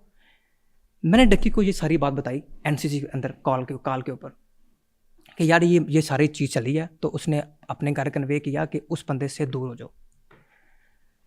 इसी बंदे को एंड अप करते हुए जब डक्की बाहर आया, मेरी उससे बात हुई, तो मैंने कहा कि यार इस तुमने कुछ किया, तुमने क्या किया इस बंदे को। कहता मैंने पता क्या किया। मैंने कहा क्या। कहता मैंने सिर्फ ब्लॉक कर दिया। मैंने कहा तुमने क्या बात कर रहे हो, मेरी घर की फैमिली या सिस्टर को अगर कोई बंदा मेरा करीबी दूसरा करता, मैं तो उसका सर तन से जुदा कर देता, तुम किस तरह की बात कर रहे हो। कहता बस सभी छोड़ दो। फिर हमने उसको ब्लॉक कर दिया। तो जो बंदा लंदन से चल के पाकिस्तान आया है, उसको मिलने गया है, उसको खाना पहुंचाया है, उसके लिए उसको NCC में कॉलिंग करता रहा है, उसकी फैमिली को देखता रहा है, उसकी फैमिली को प्रोटेक्ट करता रहा है, उसकी वाइफ को प्रोटेक्ट करता रहा है, उसकी वकील करता रहा है, उसकी वाइफ से घंटों बातें करता रहा है कि यार ये करना है, ये करना है, ये करना है, ये करना है, ये करना है।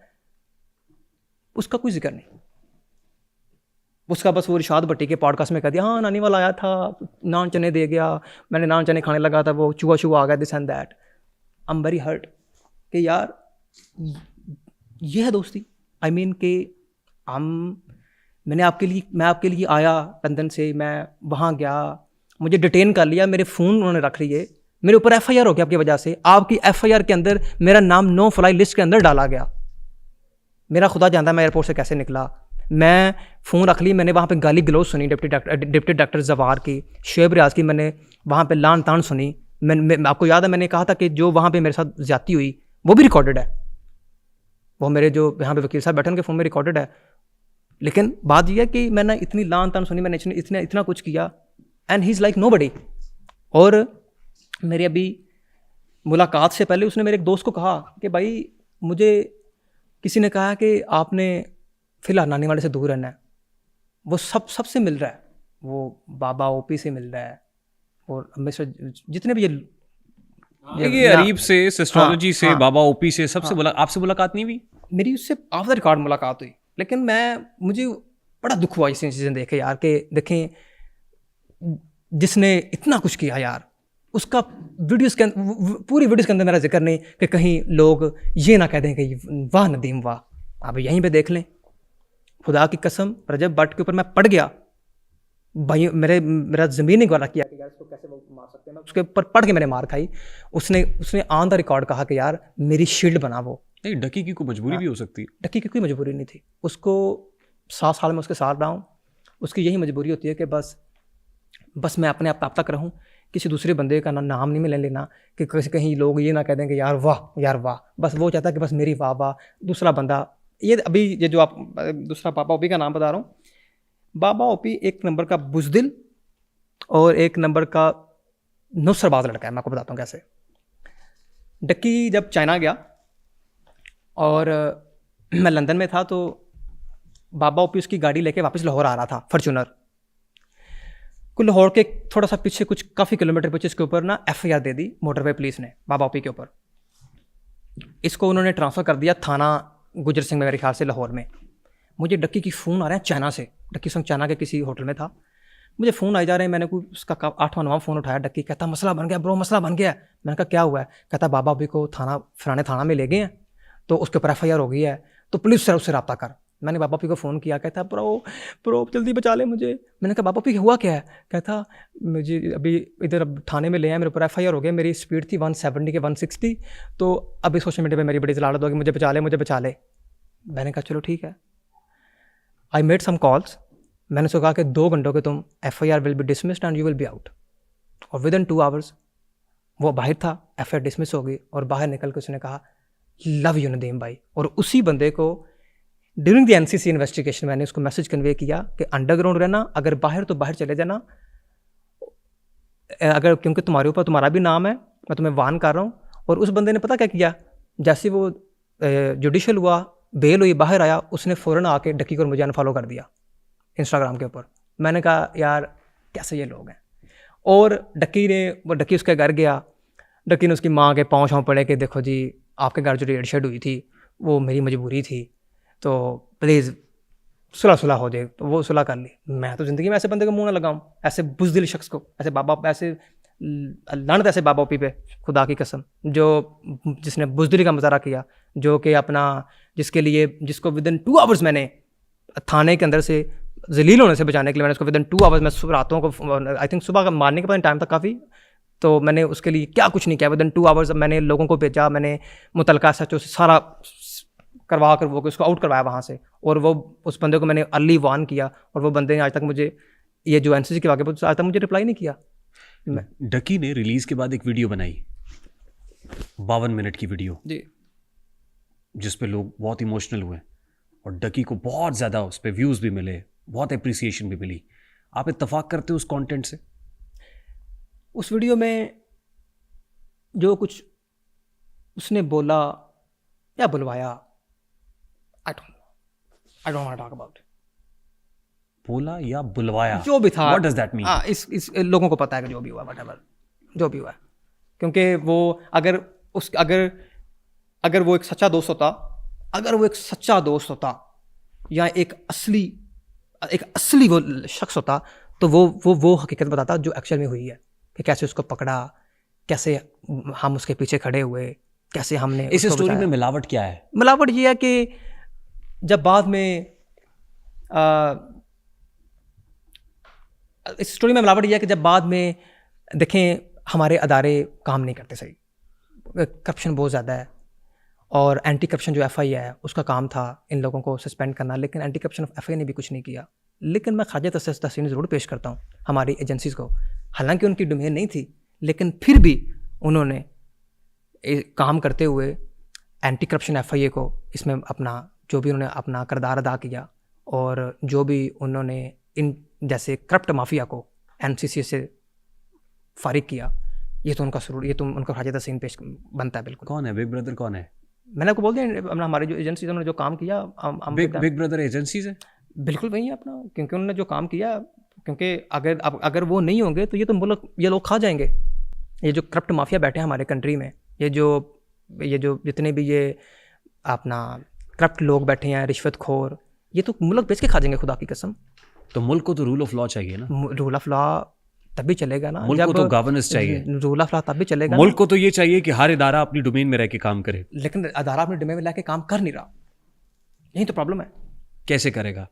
जब अदारा तब काम ठीक करेगा जब हर कोई अपनी हुदूद से तजावुज करेगा। जब इस कंट्री में रूल ऑफ लॉ होगा, तब रूल ऑफ लॉ कैसे आएगा? रूल ऑफ लॉ कैसे आएगा? जब हर इदारा अपनी डोमेन में रह के काम करेगा। रूल ऑफ लॉ कैसे आएगा? जब चौधरी सरफराज हर बंदे को कहता है, ए देखो जी, ए ब्रिगेडियर दा फोन आ गया जी, ए देखो ए मंजाजी दा फोन आ गया जी, ए देखो जा जो करनी कर लै तेरे जज साहब, ए रिमांड दे दो इनका। इस तरह अदारा तबाह हो जाएगा। और चौधरी सरफराज ने जब डक्की ने अपनी वीडियो में कहा ना कि एक बच्चे को उसने फ़ोन किया और मुझे तशद्दुद करवाया कि ए डक्किया जिन तो पसंद करना है, वो चौधरी सरफराज का बेटा था। सारी दुनिया को अंदाजा है कि वो कौन था। तो इट्स वेरी जो हुआ वो बड़ा जस्टिफाइड था। डक्की के साथ जो कुछ हुआ, डक्की के साथ जो जुल्म हुआ वो जस्टिफाइड नहीं है, बिल्कुल वो बिल्कुल जस्टिफाइड नहीं है। लेकिन जो जिस तरह से चीज़ें डेवलप हुई सारी हुआ, वो भी जस्टिफाइड नहीं है कि अपना अगर आपके ऊपर कुछ नाइंसाफ़ी हुई है तो आप लोगों को उसकी हकीकत बताओ कि यार मेरे साथ मैंने ये गलती की, ये मेरे साथ हुआ, ये लोग थे वो, और ये वो लोग हैं। आप वहाँ पे आके एक ऐसी वीडियो बना दो कि कह दो हाँ ये वो बस वो आ गया, उसने कहा बस तुम फिक्र ना करो, ये नहीं। इस स्टोरी का तो फ़ायदा हुआ वैसे डक्की को। वैसे डक्की को तो फ़ायदा हुआ, और जिसको फ़ायदा हुआ सबको फ़ायदा हुआ। नहीं, और किस किस को हुआ है? बस डक्की को फ़ायदा हुआ बस। और किस किस को हुआ है? सबको फ़ायदा हुआ डक्की का। सबको फ़ायदा हुआ। सबसे मुराद क्या है? सबको फ़ायदा हुआ। इन्फ्लुएंसर्स की बात कर रहे हैं। हाँ जी, सब इन्फ्लुएंसर्स को फ़ायदा हुआ या किसी और को? सबको फ़ायदा हुआ। कुछ छुपा रहे हैं आप? नहीं, मैं कुछ नहीं छुपा रहा। ये तो ओपन डिस्कशन, ये तो क्लियर डिस्कशन है कि मैं इस पॉइंट पे एग्रीड हूँ कि इस वाक़े के बाद मिलियंस ऑफ डॉलर की रेमिटेंस, क्रिप्टो ट्रेडिंग जो मेरे थ्रू अपना ट्रांसफ़र होती थी पाकिस्तान के अंदर, वो सारी रीरूट होना शुरू होगी लंदन और दुबई के अंदर। चौधरी सरफराज के लालच के, एनसीसी के कुछ लालच की वजह से हमारे कंट्री को डॉलर चाहिए, रेमिटेंस चाहिए। बेशक वो इलीगल ऐप से ही क्यों ना हो, बेशक वो देखें, बेशक वो कुमारबाजी क्यों ना हो। देखें, हर कंट्री में, दुनिया के हर कंट्री में अच्छे लोग भी हैं, बुरे लोग भी हैं, इलीगल एक्टिविटी भी है। कंडेम करना चाहिए, इलीगल एक्टिविटी को कंडेम करना चाहिए। डक्की ने जो कुछ किया, देखिए डक्की के साथ जो हुआ वो अनजस्टिफाइड। उसकी तो उसने अपोलोजाइज कर दी। डक्की के साथ मारपीट हुई, कस्टोडियल टॉर्चर हुआ, that is very much unjustified. लेकिन आज भी मैं कह रहा हूं कि डक्की ने जैसा कंटेंट किया, नहीं, उसके कंटेंट से देखें, उसके कंटेंट से आपको इख्तिलाफ हो सकता है। मुझे उसकी फैमिली व्लॉगिंग से कोई इख्तिलाफात नहीं है, क्योंकि फैमिली व्लॉगिंग अपना जिस तरह की इस्तिलाहात इस्तेमाल की गई, मैं वो दिखा भी नहीं सकता, मेरे पास है यहाँ पे, मैं वो यहाँ चला भी नहीं सकता। देखें, अपना आपने वो मशहूर जो है वो सुना होगा कि एक कुत्ते को पानी, एक वो थी अपना हाँ, उस पे बख्शिश हो गई, कुत्ते को पानी पिलाने हो गई, तो वो सही है। लेकिन बात ये है कि हमारी नस्लें जो तबाह हो रही हैं, मतलब ये बात तो अपनी जगह दुरुस्त है कि जिस अंदाज में कंटेंट किया गया, जो रोस्टिंग पे जुमले इस्तेमाल हुए, जो गालम गलोच हुई, जिस तरह की मीम्स इस्तेमाल होती रही, वो भी जस्टिफाइड नहीं है। देखें, मैं इन पर्टिकुलर फैमिली व्लॉगिंग की बात नहीं कर रहा। देखें, रोस्टिंग जो है, ये जो कंटेंट है रोस्टिंग, किसी को रोस्ट करना, it's legal in every country, even Pakistan. आप कैसी इस्तिलाहात इन पाकिस्तान में किसी को क्या एब्यूसिव होने की इजाजत देता है? क्रिटिसिज्म करना, ऐसा क्रिटिसिज्म करना जो कि यूट्यूब की गाइडलाइंस के मुताबिक हो, वो लीगल है। अगर डक्की की जो रोस्टिंग थी, जो उनकी पास्ट में जो भी रोस्टिंग थी, अगर वो below the community YouTube terms and condition, नहीं मैं यूट्यूब की बात कर रहा हूँ, टर्म्स एंड कंडीशन के खिलाफ होती तो आज लक्की भाई का यूट्यूब चैनल टर्मिनेटेड होता। बिलो द बेल्ट थी या नहीं थी? किसकी? उसकी रोस्टिंग। इन पास्ट उसकी वीडियो के कुछ अल्फाज जो अब्यूजिव थे वो दे आर नॉट जस्टिफाइड। जुमानी गुफ्तगू, कुछ अल्फाज, नॉट वीडियोस, डबल मीनिंग गुफ्तगू, no but not videos, is it justified? The few words, they are not justified, the few words I am telling, few words. उसको हम support नहीं करते, उसको हम सपोर्ट नहीं करते, लेकिन वक्त के साथ साथ उसने अपने आप को बदला। मेरा शायद यही इख्तलाफ है जिसकी वजह से वो यहाँ आके पॉडकास्ट में नहीं बैठते। आपने मुझे कांटेक्ट किया, आपने मुझे कहा मैंने डकी भाई से पॉडकास्ट करना है, मैंने डकी को मैसेज कन्वे किया कि रेहान तारिक आपका पॉडकास्ट करना चाह रहे हैं। डकी ने मुझे कहा कि बिल्कुल ठीक है, मैं उनको कहो मुझे इंस्टाग्राम पे मैसेज कर दें। ऐसे ही है, मैंने आपको डकी का मैसेज फॉरवर्ड किया कि भाई आप डकी को इंस्टाग्राम पे मैसेज कर दें, आप वो आपको पॉडकास्ट के लिए रेडी है। उसके बाद आपने इंस्टाग्राम पे उसको मैसेज किया, उसके बाद फिर आपने मैसेज किया, आपने फिर मुझे दोबारा कहा कि यार मैंने इंस्टाग्राम पे मैसेज किया, मुझे रिस्पॉन्स नहीं आया। मैंने फिर डकी को कहा कि यार रेहान भाई को आपने कमिट कर दिया, लेकिन उसको रिस्पॉन्स करो। अगर डकी ने पॉडकास्ट नहीं था करना, वो मुझे पहले दिन कहता है कि यार मैं ये पॉडकास्ट नहीं कर सकता, मैं आपको कहता कि यार वो ही इज़ नॉट इंटरेस्टेड, तो बात यहाँ पे ख़त्म हो जाती थी। लेकिन जो आगे उसने इसको प्रोलॉन्ग किया और आगे और अपने बिजनेस मैनेजर को कहा कि आप इनसे कहें कि कितने पैसे देंगे, बिजनेस मैनेजर को कहा कि इसको पैसे पूसे ले लो, चक्करबाजी डाल लो, ये भी उसका गलत एक्ट था। ये उसको मैं पिछले 7 सालों से समझाता आ रहा हूँ कि अगर तुमने कुछ करना है तो करो, नहीं करना तो ना करो, लेकिन चक्करबाजी ना डालो। चक्करबाजी डालना छोड़ दो कि अपना किसी बंदे को एक बस के पीछे लगा देना कि मैं देखता हूँ, ओके कल परसों, ये ना करो। करना है करो, नहीं तो ना, सिंपल इज दैट। देखिए वो पैसे मांगे उन्होंने, मुझे सिर्फ उनका तरीका कार होगा कि वो पैसे लेके पॉडकास्ट, लेकिन फिर कमिटमेंट ना होती। मुझे सिर्फ इस पे एतराज है बिल्कुल कि कमिटमेंट ना होती। कमिटमेंट मैंने आपसे अपोलोजाइज की कि यार आप मेरी वजह से आपको ऐसा देखना पड़ा, क्योंकि वो मुझे पहले दिन बता देता कि यार नहीं था। That's not an issue. और दूसरा देखें, मुझे एतराज सिर्फ इस चीज का है नदीम साहब कि आप अपनी उस स्टोरी को जो बहुत इमोशनल है कि आप उसको किस्तों में बेचना चाहते हैं, दैट्स इट। देखिए मैं तो उनसे वो स्टोरी सुनना चाहता था। अगर उस स्टोरी को जो बहुत इमोशनल स्टोरी है, अगर कोई उसको किस्तों में बेचना चाह रहा है तो मैं फिर ऐसी स्टोरी से बाज आया भाई। देखें, एक कंटेंट क्रिएटर का हक है कि अगर कोई बंदा उसको बुलाए तो वो he can ask for money, इसमें कोई प्रॉब्लम नहीं है।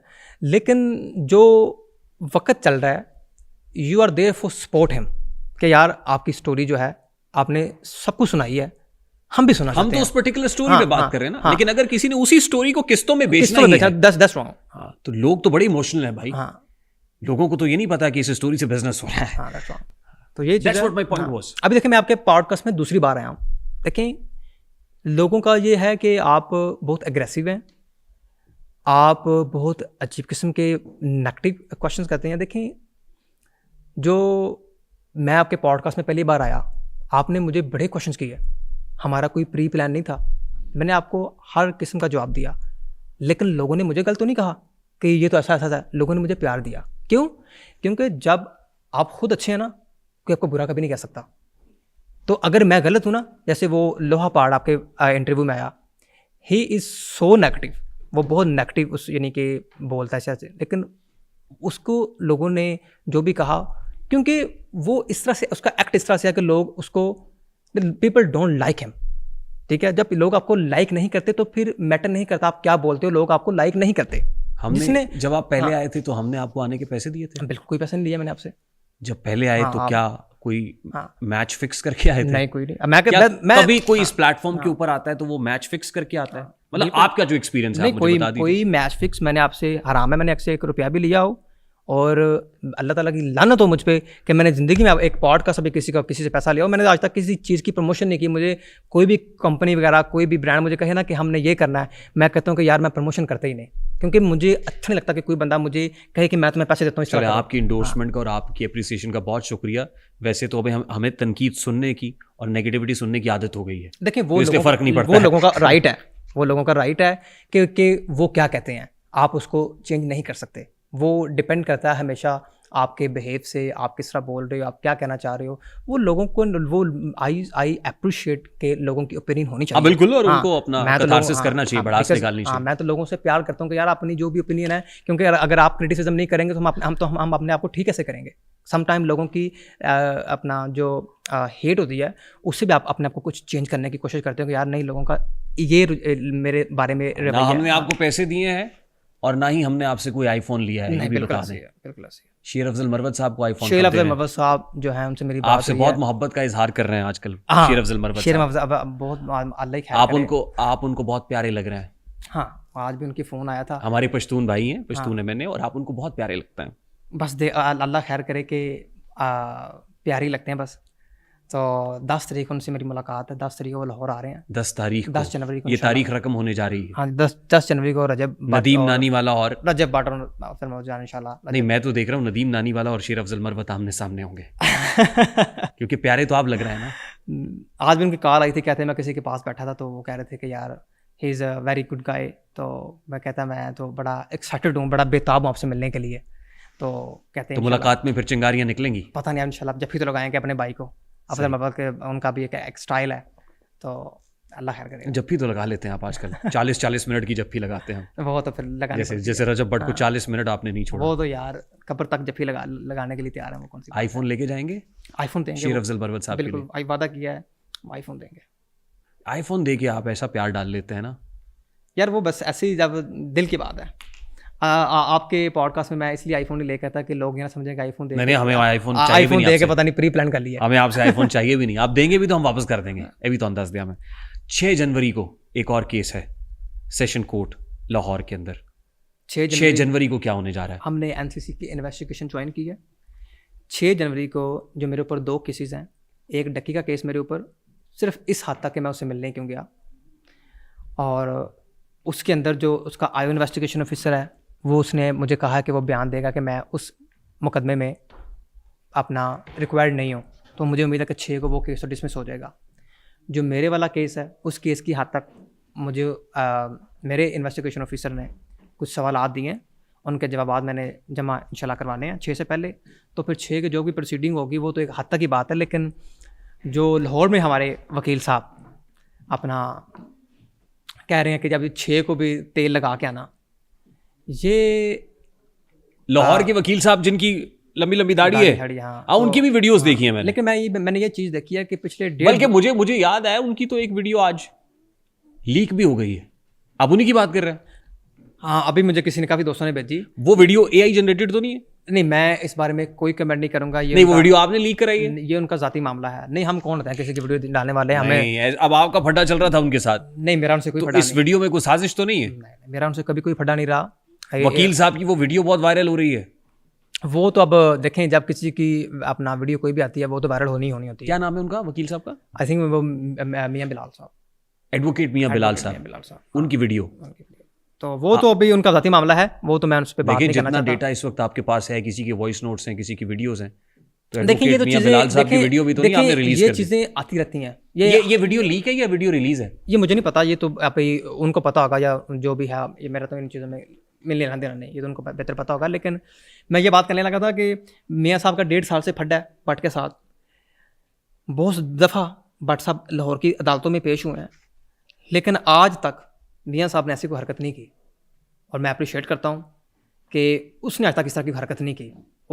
उसने अपनी बयानबाजी को, भट्ट की बयानबाजी को सोशल मीडिया के हद तक रखा है। लेकिन आपने वीडियो आपने तो नहीं रिलीज कराई? और यार हमारा क्या लेना देना? मैंने कोई प्रेशर पहले तो नहीं डाल दिया एडवोकेट मियां बिलाल साहब पे कि देखो ये वीडियोस आपकी हमारे पास हैं? मियां साहब से मेरी बात होती है, मुझे जानते हैं वो। उन्होंने खुद, उनको पता है कि मैं एक पॉजिटिव किस्म का इंसान हूँ। मैं तो उनको अक्सर कहता हूँ कि ये लड़ाई शड़ाई नहीं होनी चाहिए, प्यार में बस आगे बढ़ना चाहिए। हम कौन होते हैं किसी को अपना धमकी देने वाले या दिस एंड दैट। मैं तो मियां साहब को भी आज भी यही कहूँगा कि आपने जिस तरह पे 1.5 साल से तहम्मुल किया है, ऐसे आगे बढ़ें, और ये जो लड़ाई झगड़े में कुछ नहीं पड़ा। बाकी अगर आपने 6 को जो भी आना है आप आएँ ज़रूर, क्योंकि अपना जो कराची में हुआ है उसके ऊपर भी आपने बयानबाजी किया कि जी अपना अच्छा हुआ है, इसके ये अच्छा नहीं हुआ। मैं मियां साहब की इस बात से बड़ा इख्तिलाफ़ करता हूँ। ये आपने गलत बात की है कि जो हुआ वो अच्छा हुआ, क्योंकि अगर आज खुदा ना खासा भट्ट के साथ हुआ, कल आपके साथ भी हो सकता है। तो आप तहम्मुल का मुजाहरा करें और जिस तरह आप सोशल मीडिया की बयानबाजी है उसको सोशल मीडिया की हद तक रखें, क्योंकि अगर मैदान में तो नहीं कोई लड़ रहा आपके साथ, लेकिन अगर आपने लड़ना है वो आपका फिर जाती नहीं, मामला लेकिन है। यहाँ एडवोकेट मियां बिलाल साहब भी जैसे कराची के वकला कह रहे हैं कि नदीम नानी वाला ऐसी बेगानी शादी में अब्दुल्ला दीवाना है कि अगर आपको भी शोहरत का शौक है तो हम फिर आपका भी सॉफ्टवेयर अपडेट कर देंगे।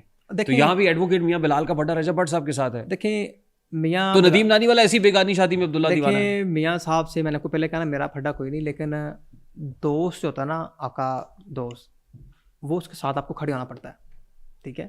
तो दोस्त के लिए इम्पोर्टेंट ये है कि जब वो आपका दोस्त है, आपका भाई आपके लिए जान देने को तैयार है, तो फिर आप भी उसके लिए जान देने को तैयार हैं। तो फिर ये नहीं देखा जाता कि दूसरी तरफ कोई वकील है, जज है या जो भी है, तो फिर आपको सबके साथ खड़ा होना पड़ता है, आपको मुकाबला करना पड़ता है मुश्किल टाइम में। तो मैं भट्ट के साथ उधर भी था हमेशा। अच्छा, रजब भट्ट के साथ आपकी जो दोस्ती है ये चंद महीने के अंदर ही बहुत मजबूत हो गई है। देखें ये हमारी, इससे कुछ लोग जेलस भी हैं। देखें मुझे ये लगता था कि 2025 है ना, जब मैं भट्ट से पहली बार मिला था अलांतों में, तो डोगर ने कहा था कि नानी वाला यारों का यार है, तो भट्ट ने कहा था कि ना नहीं ये कि तो मम्मी डैडी बच्चा गए, नहीं।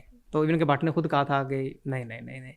लेकिन वो लोग कहते हैं कि मान डोगर की भी बात सच्ची हुई है। तो मैं बड़ी पॉडकास्ट में हमेशा दोस्ती पे बात करता था कि मुश्किल वक्त में अगर आपके पीछे अब आपके फैमिली तो आएगी, आपके खूनी रिश्ते हैं, लेकिन आपके अच्छे दोस्त ही आपका सहारा बनेंगे। अगर आप ज़िंदगी में अच्छे दोस्त नहीं बनाओगे आप कभी कामयाब नहीं हो सकते। नहीं, लेकिन रजब भट्ट के साथ इस वक्त नानी वाला ही खड़ा हुआ नजर आ रहा है, बाकी लोग कहाँ हैं? देखें वो रजब उनको खुद नहीं लेके गया कराची, वो उसने कहा कि आप अपना लोग काम शाम करो, वहाँ पे मेरा एक दिन का काम है, एक दिन के लिए आप क्या इतने लोगों को जाना। नहीं, लेकिन इस मुश्किल वक्त में भी हमने नहीं देखा। नहीं देखें अब जब हम वापस आए हैं तो वो एयरपोर्ट पे आए हैं सारे, अपना चौधरी सगीर साहब आए हैं कराची, मैं अली सिग्मा चौधरी सगीर साहब मेरे बड़े भाई हैं वो भी, और मियाँ अली इशफाक, तो अभी मियाँ अली इशफाक नहीं, मैं उन लोगों की बात कर रहा हूँ। हैदर मूसा वगैरह वो कहाँ है? नहीं अब साथ ही हैं, अब साथ हैं सब। एयरपोर्ट पे आए थे? एयरपोर्ट पे बिल्कुल आए हैं, सब साथ हैं और सब लोग एयरपोर्ट पे आए थे? बिल्कुल ऐसे ही है, एयरपोर्ट पे आए हैं अभी, ये लाहौर में एयरपोर्ट पे सब आए हैं और they are very nice people, और उनका भी कोई भट्ट से मफाद नहीं है, भट्ट को उनसे मफाद नहीं है, बेलोस है, मैंने उनको देखा है। आपके साथ कुछ जेलसी तो नहीं है? नहीं मुझे नहीं लगता कि नदीम नानी वाला ऐसी डिविडेंड ले गया, माइलेज ले गया? नहीं, मैंने तो देखें इंसानी फितरत है, इंसान को हो सकती है, लेकिन मैंने देखी नहीं, मैंने नहीं कभी देखा कि वो मुझसे हसद रखते हों या उन्होंने कभी मुझे भट्ट के साथ देखा हो, क्योंकि इंसान का पता तभी चलता है जब उस इंसान के साथ सफ़र करता है, उसके साथ खाना शाना खाता है। मैं तो भट्ट पहले दुबई में इकट्ठे रहे, फिर लंदन में कितनी देर इकट्ठे रहे, तो अपना हमने इस दौरान दोस्ती पे कितने पैसे लगाए आपने? मैंने तो स्पेंडिंग कितनी हुई है? देखें जिस बंदे से दोस्ती होती है ना उस पर तो जान भी कुर्बान होती है। पैसे क्या बात कर रहे हैं आप? पैसा तो कोई वैल्यू नहीं रखता। पैसे लगाते हैं ना आप यार, देखें छोड़ दें चीज़ें, पैसा क्या, पैसे की कोई वैल्यू नहीं, पैसों की कोई वैल्यू नहीं। लगाते हैं ना। अच्छा दोस्त मिल जाए वो सबसे बड़ी आपके लिए मालिक निमत है। एक इंप्रेशन मिला कि यूके में रजब भट्ट के पास पैसे ख़त्म हो गए। नहीं, यूके उसके पास कभी पैसे ख़त्म नहीं हुए माशाल्लाह। आपको आपकी पॉडकास्ट में बता दूं, 1.5 महीना उस आई थिंक यूट्यूब पे ब्रेक ली, उसकी फैमिली ही करती, वो व्लॉग नहीं था करता, उसकी रेमिटेंस, उसकी ट्रांजैक्शन सारी मैं देखता हूँ, उसकी सारी ट्रांजैक्शन, उसकी यूट्यूब सारी ट्रांजैक्शन को मैं देखता हूँ। आप देखते हैं ट्रांजैक्शंस को? रजब भट्ट के यूट्यूब की ट्रांजैक्शंस या पे आउट जो है सारी मैं देखता हूँ। हाँ, रियली? हाँ, तो उसने इवन टिकटॉक लाइव, ये कब हुआ? ये लंदन से ही जब हम गए तब से ही मैंने कहा ना, लंदन में दोस्ती इतनी बढ़ गई कि वो ट्रांजैक्शंस वाला मामला भी आपके हाथ में आ गया। अच्छा, इतना यानी कि हमारा इतना। ये कौन कौन सी ट्रांजैक्शंस है जो आपके हाथ में? देखें उसकी यूट्यूब की इनकम है, प्रमोशंस की पेमेंट, उसकी बैंकिंग, उसकी टिकटॉक लाइव की पेमेंट। अभी टिकटॉक लाइव में आपको बताने लगा था कि 1.5 महीने में मैंने उसकी टोटल जो टिकटॉक से उसका मैंने जो विड्रॉ लिया था वो लिया था 9 करोड़ प्लस 1.5 महीने में। 1.5 महीने में टिकटॉक से लाइव जो पे आउट था, विड्रॉल था, 9 करोड़ प्लस, 9 करोड़ पीकेआर था। वो सारा मैं ही सारा देख रहा था। वो गिफ्टिंग की मद में आए हुए पैसे थे?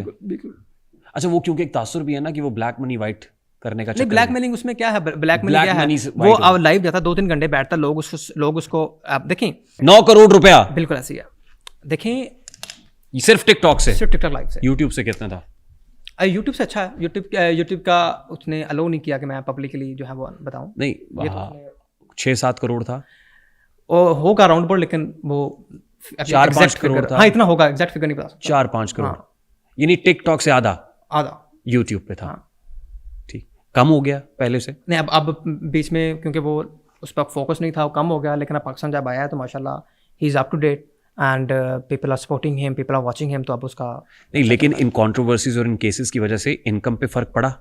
कोई फ़र्क नहीं पड़ा इनकम पे।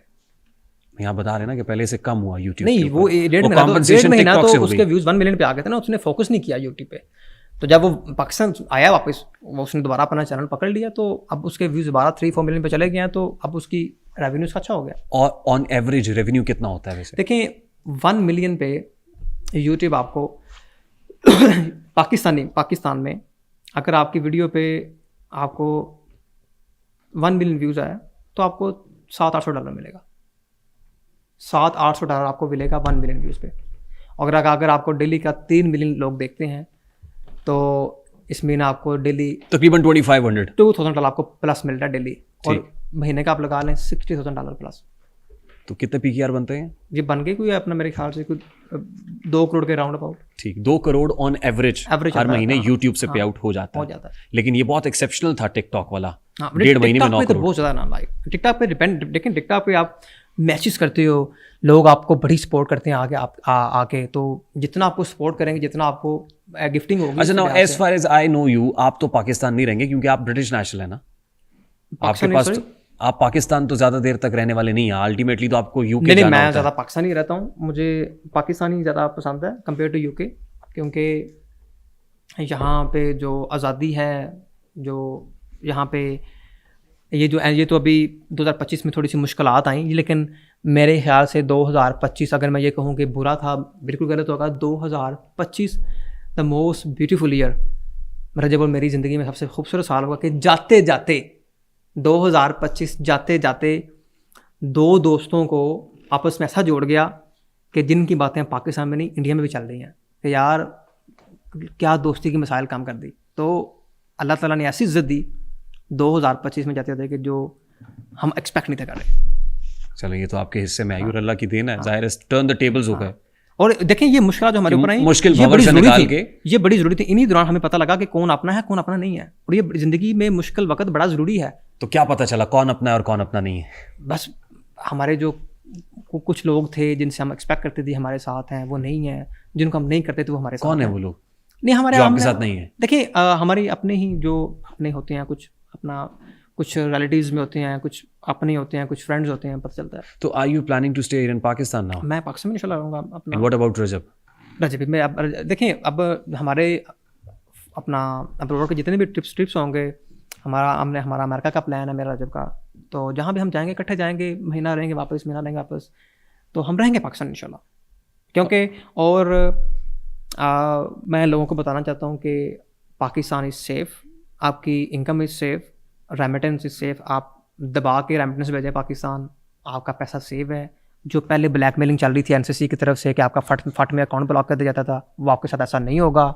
मैं आपको यकीन दिलाता हूँ कि आपकी इनकम सेफ़ है। आपकी जो यूट्यूब की इनकम है इंशाल्लाह वो भी अपना दोबारा हम पाकिस्तान अपना हमारी जो दुबई की रीरूट हो रही थी सारी इनकम, जो भी सारी ट्रेडिंग क्रिप्टो शिप्टो आप सारी हम पाकिस्तान दोबारा हम रीरूट करना शुरू करेंगे इंशाल्लाह, जैसे हमारे अकाउंट्स ब्लॉक होते हैं पाकिस्तान में। तो मैं लोगों को भी ये कहूँगा कि आप पाकिस्तान में रुख करें, पाकिस्तान में इन्वेस्टमेंट करें, इंशाल्लाह आपको प्रोटेक्शन मिलेगी, जो ब्लैकमेलिंग थी वो आपके साथ नहीं होगी। और कौन कौन सा इन्फ्लुएंसर पाकिस्तान आ रहा है? सभी पाकिस्तान में है। और कोई इन्फ्लुएंसर जो बाहर और पाकिस्तान आ रहा हो? और कोई भी नहीं मेरे ख्याल से, सभी आ गए हैं, सब वापस आ चुके हैं। कोई ऐसा नहीं जो रास्ते में हो? मैं नहीं इस बारे में बात कर सकता, कोई है तो। आपके जहन में है कोई? हाँ होगा कोई 1-2, आई थिंक वो भी आ जाएंगे। आ रहे हैं पाकिस्तान? पता नहीं, पूछा नहीं मैंने। जिनके को फड्डे ज़्यादा बड़े होंगे वो ज़ाहिर है बाहर रहेंगे। जिनके फड्डे कुछ कम हो गए हैं, इंटेंसिटी लो हो गई, वो पाकिस्तान आ गए हैं। कुछ कंट्रोवर्सीज वहाँ यूके के अंदर भी रही इन पर्टिकुलर। वो एक वीडियो रजब की आ गई थी ना, जिसमें यूँ लगा कि जैसे वो मदहोशी में है या कोई ऐसी शहद की बोतल लगा ली है, जिसके बाद बहुत क्रिटिसिज्म भी हुआ। वो क्या था, वो फड्डा क्या था? वो टिकटॉक लाइव। हाँ, लाइव के दौरान। हाँ, लाइव के दौरान। What was that? उसके बारे में अपना मेरी एक डिटेल वीडियो है, वो मैं वहीं उसका जिक्र करूँगा। इस पे अभी वीडियो बनानी है आपने बनानी मैंने अभी? वो रजब को किसी एक बंदे ने वहाँ बैठ के ट्रैप कर लिया था, क्योंकि वो मेरे साथ ही रहा 4 महीने। उस दिन वो मेरे साथ नहीं था, वो किसी के अपार्टमेंट में था, किसी एक लड़के के ओह। अपार्टमेंट में था, उसने उसको ट्रैप किया। तो उसके ऊपर भी बात करेंगे। लेकिन उस दिन जब मुझे पता चला, मैं वहाँ पहुँचा, उसको जाके मैंने खींचा वहाँ, और उस बंदे को मैंने वहाँ निकाला अपार्टमेंट से। वो शैतानी कर रहा था, तो उसके ऊपर मैं बात करूँगा, लेकिन फिलहाल मैं यहाँ नहीं करना चाहता। But he was trapped, he was trapped, badly trapped. Badly trapped. और कुछ आप ऐसे देखेंगे, आप सोशल मीडिया पे देखेंगे, मैं आपसे वादा करता हूँ कि 4 जनवरी के बाद आप देख लेंगे खुद ही, 4 जनवरी के बाद आप खुद देखेंगे कि वो बंदा कौन था जिसने उसको ट्रैप किया। अच्छा, अब क्योंकि हमारे इस पॉडकास्ट में ऑडियंस नहीं बैठी हुई इस वक्त, जी। हम चाहते थे कि ऑडियंस हो, क्योंकि हमारा फॉर्मेट ये है कि ऑडियंस बेस्ड क्वेश्चंस करते हैं। कुछ ऐसे क्वेश्चन जो लोगों ने, कुछ वीडियोस मेरे सामने आई हैं जो लोगों ने किए हैं, मैं आपकी इजाजत से मैं आपके सामने रखूंगा। अच्छा, कुछ ऐसे हैं जो मैंने देखे भी नहीं है अभी, ना सुने हैं। लेट्स सी, मैं भी अभी फर्स्ट टाइम प्ले कर रहा हूँ। वैसे तो होना तो ये चाहिए था कि मैं पहले देख लेता, लेकिन अभी रन टाइम पे जो मेरे पास चीज़ें आई हैं मैं आपके सामने रखता हूँ। मेरा सवाल नदीम मुबारक भाई से है। नदीम भाई, मुझे एक चीज बताएं, मेरे इंस्टाग्राम पे आपसे ज्यादा फॉलोअर्स हैं, मेरे इंस्टा पे 1.6 मिलियन है, लेकिन मेरी उस तरह से फेस वैल्यू नहीं है। इसकी क्या वजह है कि मैं कंट्रोवर्सी का हिस्सा नहीं बनता? ये क्योंकि आप लोग कंट्रोवर्सी का हिस्सा बनते हैं इसलिए आपकी फेस वैल्यू ज्यादा है, या कोई और रीजन है? इसका जवाब बहुत सिंपल है कि यानी कंट्रोवर्शियल होना जरूरी होता है। मैं ये बताने लगा हूँ कि शोहरत जो है वो अल्लाह ताला की देन है। इंस्टाग्राम पे ज़्यादा व्यूज़ आना या कम व्यूज़ आना, ये हमेशा डिपेंड करता है कि आप कितने रेलिवेंस हैं। रेलिवेंस आप मार्केट में तभी रहते हैं अगर आप डेली कंसिस्टेंसी रखते हैं। नहीं, कुछ लोगों का इंप्रेशन ये है ना कि ये इन्फ्लुएंसर्स जानबूझ के कंट्रोवर्शियल डोमेन में आते कंट्रोवर्सी हैं। तो आपकी हो जाएगी कुछ 6 महीने में एक या 2 महीने में एक। कंट्रोवर्सी थोड़ी कोई डेली चलती है जो डेली ही आप लड़ रहे हैं लोगों से। ठीक। वो तो वो और कंट्रोवर्सी कौन सा आपने खुद कर देनी है, वो तो अभी देखें जो हमारे साथ हुआ है, अचानक से हुआ है। तो आपकी डेली कंसिस्टेंसी होती है और आप कितना डेली कंटेंट बना रहे हो और कितना लोग आपको रेलिवेंस कर रहे हैं। आई एम श्योर आपका जवाब आ गया। मेरा सवाल नदीम भाई से है कि नदीम भाई, आपने रजब भाई के साथ दोस्ती का हक अदा कर दिया है, तो क्या अल्लाह ना करे अगर आप पे ऐसा वक्त आता है तो क्या आपको लगता है कि रजब भाई भी आपके साथ इस तरह ही दोस्ती का हक अदा करेंगे? भाई ने सवाल पूछा है कि जिस तरह मैंने रजब के साथ दोस्ती का हक अदा किया है, क्या रजब भी मैसेज तरह करेगा? मैं आपको गारंटी देता हूँ यहाँ पे कि मुश्किल में हम दोनों अकेले भाई हैं। मुश्किल में जब भी मेरे पर कोई प्रॉब्लम आएगी, कोई मेरे पीछे आए ना आए, वो इंशाल्लाह वहाँ पे खड़ा हो। मैं आपको बता देता हूँ। जी भाई, हर इंसान चाहता है कि मेरी आने वाली ज़िंदगी आसान हो या आरामदेह हो या सुकून दे हो, मेरा फ्यूचर पुरसुकून होना चाहिए। तो आपने अपनी आने वाली मुश्किलात को बढ़ाया है जब से आपने रजब से दोस्ती की है। आपको पता था कि वो कंट्रोवर्सी में, मुश्किलात में, काफ़ी सारे मामलात में फंसा हुआ है, तो फिर भी आपने उससे दोस्ती की और आप उसके साथ रह रहे हैं। इसकी क्या वजह हो सकती है? भाई ने सवाल किया है कि रजब के साथ आपको पता है कि वो कंट्रोवर्शियल है, आपने अपनी मुश्किलात को बढ़ाया है। देखें, एक ऐसी ज़िंदगी जिसमें आप खाना खाएं, सो जाएं, सुबह उठें, अपने काम पे चले जाएं, आपकी ज़िंदगी में सिवाय काम के कुछ ना हो। Love to remain in controversies नहीं, एक्चुअली। कुछ करने का ना हो तो कुछ चैलेंजेस ना हो, वो ज़िंदगी मेरे लिए बेमानी है। दोस्त कंट्रोवर्शियल हो, दोस्त अच्छा हो, दोस्त बुरा हो, दोस्त दोस्त है। आप दोस्त के साथ हैं, एंड तक हैं, मरते दम तक हैं, जब तक आपको पता है कि वो आपके लिए वो जहाँ लड़ाई फटा कंट्रोवर्सी वहाँ नदीम नानी वाला। मफाद प्रश्न नहीं है। दोस्त मफाद प्रश्न ना हो, मेरी बात बुरा हो, अच्छा फर्क नहीं मेरी पड़ता, बात दोस्त दोस्त है। अगर जहाँ लड़ाई कंट्रोवर्सी फटा वहाँ नदीम नानी वाला। देखें, दोस्त की लड़ाई होगी, मैं वहाँ पे होऊंगा तो जाहिर है लोग बातें करेंगे। भाई, ये जॉन साहब लोगों को चैलेंज देते हैं कि आप ये वाला चैलेंज पूरा करो तो मैं आपको आईफोन दूंगा, 16 दूंगा, या जो भी नया मॉडल होता है कि मैं आपको ये वाला आईफोन दूंगा, आप मेरा चैलेंज पूरा करो। ये जो लोग जो आपका चैलेंज पूरा करते हैं, क्या आप रियल में उसको गिफ्ट देते हैं कि बस ये सब फेम के लिए कर रहे हैं आप सब? कितना सादा सा सवाल है। सादा सवाल है। पाकिस्तान आते ही इंस्टाग्राम पे हमने एक पोस्ट लगाई कि जिसके हाईएस्ट कमेंट होंगे, एक लड़का डोगर था, उसके हाईएस्ट कमेंट थे, हमने उसको साहिवाल से बुलाया, उसको आईफोन गिफ्ट किया, उस पर यूट्यूब व्लॉग किया, उसको दिया। लास्ट टाइम एक इन्फ्लुएंसर से मुतालिक मैंने आपसे पूछा था ना कि उसने इल्ज़ाम लगाया था कौन कि था? नानी वाला तो नहीं लेके गया था फ़ोन, फिर हमें पल्ले से फ़ोन देने पड़े। कौन? वो शुगर लगा रहा है। आ रहा है, वो पाकिस्तान आ रहा है माशाल्लाह।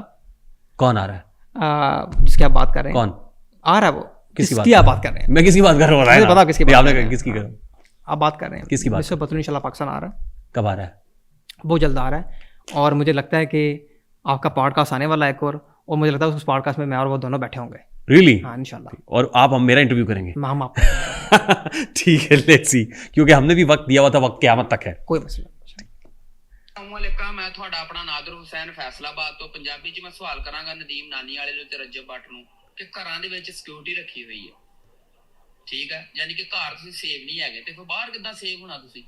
ਉੱਤੋਂ ਤੁਸੀਂ ਵਕੀਲਾਂ ਨੂੰ ਕਿਹਾ ਇਹ ਅੱਛੇ ਨਹੀਂ ਹੈਗੇ, ਇਹਨਾਂ ਦਾ ਰਹਿਣ ਸਹਿਣ, ਗੁਟਕਾ ਖਾਂਦੇ ਆ, ਇੰਨੀਆਂ ਗੱਲਾਂ ਕਹਿ ਕੇ ਅਗਲੇ ਦੇ ਗੜ੍ਹ ਦੇ ਵਿੱਚ ਤੁਸੀਂ ਗਏ ਆ ਤੇ ਤੁਹਾਡੇ ਕੋਲ ਇੱਕ ਵੀ ਸਿਕਿਉਰਿਟੀ ਗਾਰਡ ਨਹੀਂ। ਸਿਕਿਉਰਿਟੀ ਗਾਰਡ ਨੇ ਤੁਹਾਡੇ 6-7 ਜਿਹੜੇ ਯਾਰ ਸੀ ਉਹ ਵੀ ਹੈ ਨਹੀਂ। 2 ਜਾਣੇ ਤੁਸੀਂ ਇੱਕ ਵਕੀਲ ਨੂੰ ਵੀ ਕੁੱਟ ਸਕਦੇ, ਤੁਸੀਂ ਜਾਣ ਕੇ ਨਹੀਂ ਕੁੱਟਿਆ कि ਅਸੀਂ ਫਾਰਜੂ ਤੇ ਆਵਾਂਗੇ, ਅਸੀਂ ਗਵਰਨमेंट। भाई का सवाल जो है वो यही है कि घर में सिक्योरिटी बाहर क्यों नहीं? ਸਭ ਕੁਝ ਭਲੀ ਭਗਤ ਲੱਗਦੀ ਮੈਨੂੰ। ਮੇਰਾ ਇਹੀ ਸਵਾਲ ਆ ਕਿ ਤੁਸੀਂ ਉੱਥੇ ਇਕੱਲੇ ਕੀ ਕਰਨ ਗਏ ਜਦੋਂ ਤੁਸੀਂ ਇੰਨਾ ਕੁਝ ਕਿਹਾ? ਤੁਸੀਂ ਸਿਕਿਉਰਿਟੀ ਲੈ ਕੇ ਜਾਓ, ਚਲੋ ਤੁਸੀਂ 7-8 ਜਾਣੇ ਚੱਲ ਜਾਓ। ਮੇਰਾ ਇਹੀ ਸਵਾਲ ਆ ਕਿ ਸਿਕਿਉਰਿਟੀ ਕਿੱਥੇ ਸੀ ਉਦੋਂ? ਘਰਾਂ 'ਚ ਕਿਉਂ? ਘਰਾਂ 'ਚ ਸਿਕਿਉਰਿਟੀ ਰੱਖੀ ਹੋਈ ਹੈ ਤੇ ਅਦਾਲਤ ਜਾ ਰਹੇ ਹੋ ਤੇ ਪਤਾ ਵੀ ਹੈ ਕਿ ਕੁੱਟ ਪੈ ਸਕਦੀ है। देखें, दूसरे शहर गए हैं जी, मियाँ साहब, हमारे वकील साहब साथ थे, 8-9 वकील थे, वो हम तो थे, बाद में 11 नहीं, बाद में नहीं आए, वो वहीं पे थे। हम वो दूसरे गेट पे थे, दूसरे गेट थे, वहीं उसी के दौरान जो हुआ है वो सारा मैटर हुआ है। देखा ना, इससे मैंने जब आपसे सवाल किया कि इंप्रेशन लोगों का ये भी है कि जानबूझ के ये प्री प्लान ड्रामा था। हाँ, हमारे वकील साहब गेट नंबर आई थिंक 1 पे खड़े थे, मेन पे, हम दूसरे गेट से अंदर हुए, आपस में हमारी फ़ोन चलते रहे, किधर हैं, यहाँ आ जाएं। तो हमारी गलती ये हुई कि हम बाहर से उस गेट पे नहीं गए, हम अंदर से उस गेट की तरफ चले गए। ठीक, तो यहाँ पे लड़ाई शुरू हुई। अस्सलामुअलैकुम रेहान भाई, क्या हाल चाल है? ठीक है। अच्छा, मेरा सवाल ना नदीम भाई से है कि जो सी रजब भट्ट के साथ जो सी ये लड़ाई हुई, झगड़ा हुआ, इसमें क्या हकीकत है? और ये जो सी लड़ाई हुई है, ये झगड़ा हुआ है, इसमें क्या सच्चाई है? ये बस मुझे बताएं। इस भाई के सवाल के जो जवाब है वो हम ऑलरेडी डिस्कस कर चुके हैं इन डिटेल। तो इंशाल्लाह जब ये पॉडकास्ट देखेंगे तो इनके सवाल का जवाब पता चल जाएगा इनको। अस्सलाम वालेकुम, मेरा नाम अहमद सरवर है और मेरा नदीम नाने वाले से ये सवाल है कि आप लोग हमेशा कंट्रोवर्सी का शिकार क्यों रहते हैं? आप लोग कोई ऐसा पॉजिटिव कंटेंट क्यों नहीं बनाते जिससे ये कंट्रोवर्सी क्रिएट ही ना हो? कंटेंट की बड़ी बात की कि पॉजिटिव कंटेंट देखें, पॉजिटिव फैमिली कंटेंट, माँ से मिलना, माँ को गिफ्ट देना, अपना बहनों से मिलना, बहनों को गिफ्ट देना, इससे ही हमारी यूथ में एक मोटिवेशन आती है कि यार देखें ये लोग कितना प्यार करते हैं अपनी फैमिली से। तो यहाँ से मोटिवेट होकर वो लोग भी अपनी फैमिली से मिलते हैं, उनको उनसे प्यार करते हैं, गिफ्ट देते हैं। तो ये एक पॉजिटिव कंटेंट है, इसमें कोई बुरा नहीं है। मेरा नाम अतीक है। नदीम, मैं आपसे ये पूछना चाहता हूँ, ये जो कल परसों जो कार्रवाई हुई है हाई कोर्ट में, मैं आपसे ये पूछना चाहता हूँ, जब आप वहाँ पर कोर्ट में गए हैं तो सबसे पहले आपने अपनी सिक्योरिटी का इंतजाम क्यों नहीं किया हुआ था? और दूसरी बात ये कि ये जो कोर्ट में ये सब मामला हुए हैं, पहली बात ऐसा होना नहीं चाहिए था। आप इसके बारे में क्या सोचते हैं? आपका इसके बारे में क्या रद्द-ए-अमल है?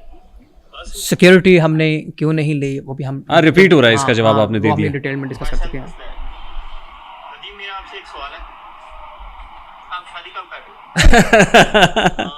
इन्विटेशन लाजमी देना मुझे। Thank you sir. हाँ जी, नानी वाला साहब शादी कब कर रहे हैं? हैं? भाई के इस सवाल का जवाब भाई को मेरे नादर अली भाई के पॉडकास्ट में मिलेगा। तो मैं चाहता हूँ कि मेरा भाई जो है वो नादर अली का पॉडकास्ट भी जरूर देखे। नहीं, ये वाला भी देखे ना, सवाल तो उसने इस पॉडकास्ट में नहीं, मैं चाहता हूँ कि वो ये वाला पॉडकास्ट सवाल इस पॉडकास्ट में किया, इसमें जवाब मिलना चाहिए उसको। वो इसी का जवाब इस भाई के लिए यही है कि वो नादर अली का पॉडकास्ट देखे। शादी कब कर रहा है मुझे बता दें चले। मैं क्योंकि एक पर्सनल क्वेश्चन लास्ट में भी आपने पूछा था, इसके ऊपर मैं आंसर नहीं करता।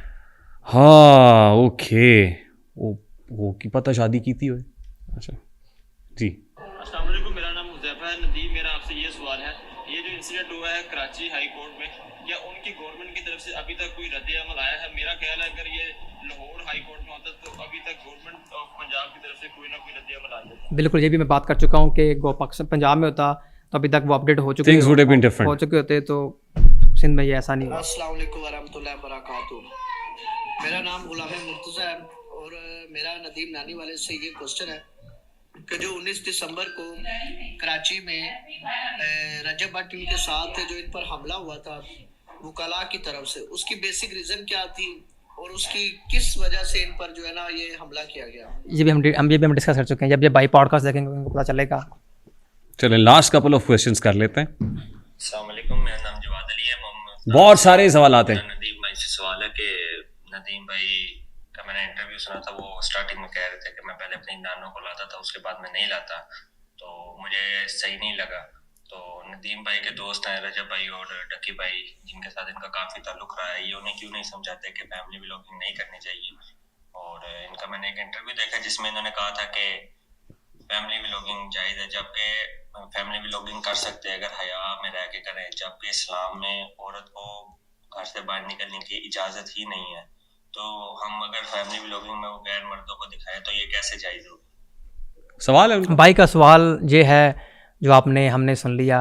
अगर मैं आपको यकीन दिलाता हूँ कि अगर भाई को भी यूट्यूब पे फुदू लग जाए तो ये भी सबसे आगे होंगे कि ये देखें ये देखें ये देखें। तो ये बात यह है कि फैमिली व्लॉगिंग जो है वो अखलाक में दायरे में करनी चाहिए, इसमें कोई गलत बात नहीं है, बस अखलाक के दायरे में करनी चाहिए और करनी चाहिए, इसमें कोई प्रॉब्लम नहीं है।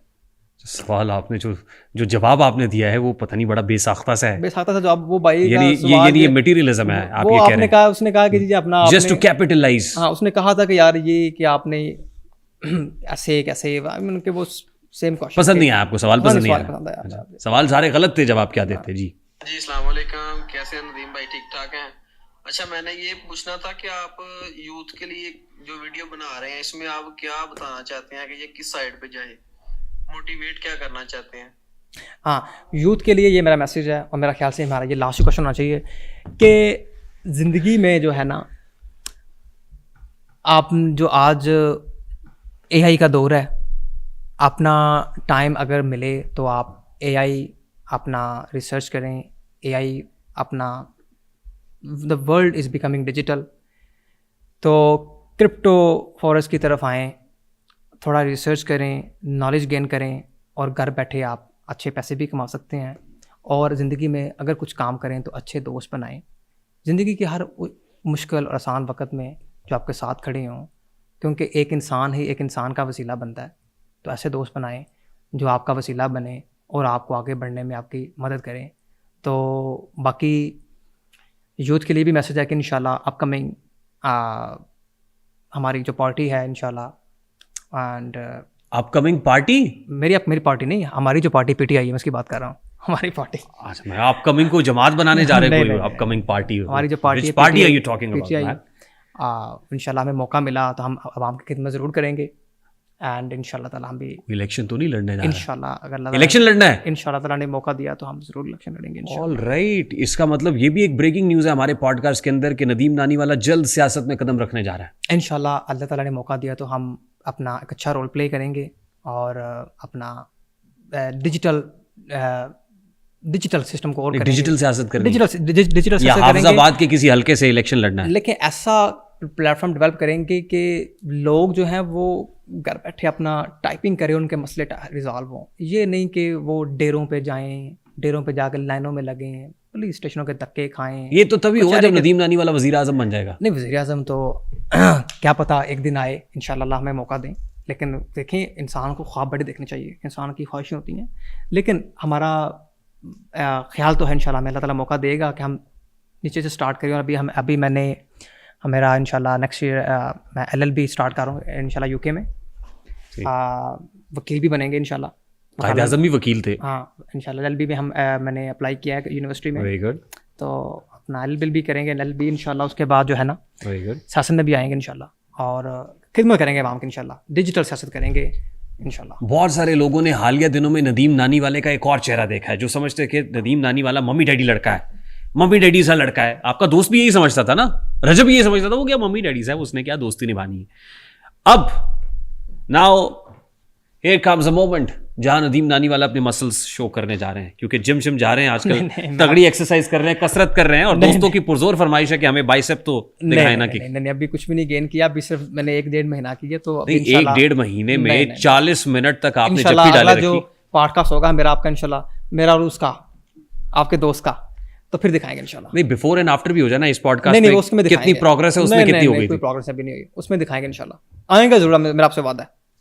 नहीं, हमने लेकिन वीडियोस में तो देखा है आपको जिम करते हुए, और उसमें जैकेट नहीं थी, कुछ खास नहीं है अपना, जो भी है दोस्तों की फैंस अजीब लगेगा, आई डोंट लाइक इट। मेरा पैगाम मोहब्बत है, जहां तक पहुंचे इंशाल्लाह नेक्स्ट दिखाएंगे इंशाल्लाह, जैसे जो चाहे आपका उसने करिश्मा साज करे। आज साल 2025 का आखिरी रोज है जब हम ये पॉडकास्ट रिकॉर्ड कर रहे हैं। आई एम नॉट श्योर कि ये आज होगा या कल हम पब्लिश करेंगे, लेकिन 2025 का इख्तितामी रोज है आज। 2025 का टेक अवे क्या है और 2026 का न्यू ईयर रेजोल्यूशन क्या है नदीम नानीवाला का? देखिए, 25 में इंशाल्लाह अपना बहुत अच्छे लोग आए, बहुत लोग चले गए, बहुत अच्छे लोग आए। फ्यूचर यही है कि अपना ज़िंदगी में कुछ बड़ा करें, बिजनेस करें, अपना क्रिप्टो करें, नॉलेज गेन करें। AI का दौर है, आगे बढ़ें, बस मेहनत करें और आगे बढ़ें। यही मेहनत करते रहेंगे, आगे और बढ़ते मुझे let me just tell everybody out there कि बहुत सारे पॉडकास्ट के ऊपर ना नदीम मुबारक साहब अक्सर मुझे वॉइस नोट्स करते रहे, मैसेजेस करते रहे, क्रिटिसिज्म आ रहा होता है ना, तो ये यूके में बैठ के, कभी कहीं दुबई में बैठ के, तो ही ऑलवेज टेक्स्ट मी या वॉइस नोट भेजते हैं, भाई ये बड़ा क्रिटिसिज्म हो रहा है, इसके ऊपर बड़ी तनकीद आ रही है, ये हो रहा है। तो साल 2025 हमारे लिए भी भरपूर तनकीद से भरपूर साल रहा है। ऐसा ही है, बिल्कुल। और आप तो विटनेस करते रहे ऐसा ही है। वहां बैठ के, जब वॉइस नोट नदीम नानी वाले का आ रहा है या फिर कॉल आ रही है और फिर बात हो रही है, तो how do you see that all?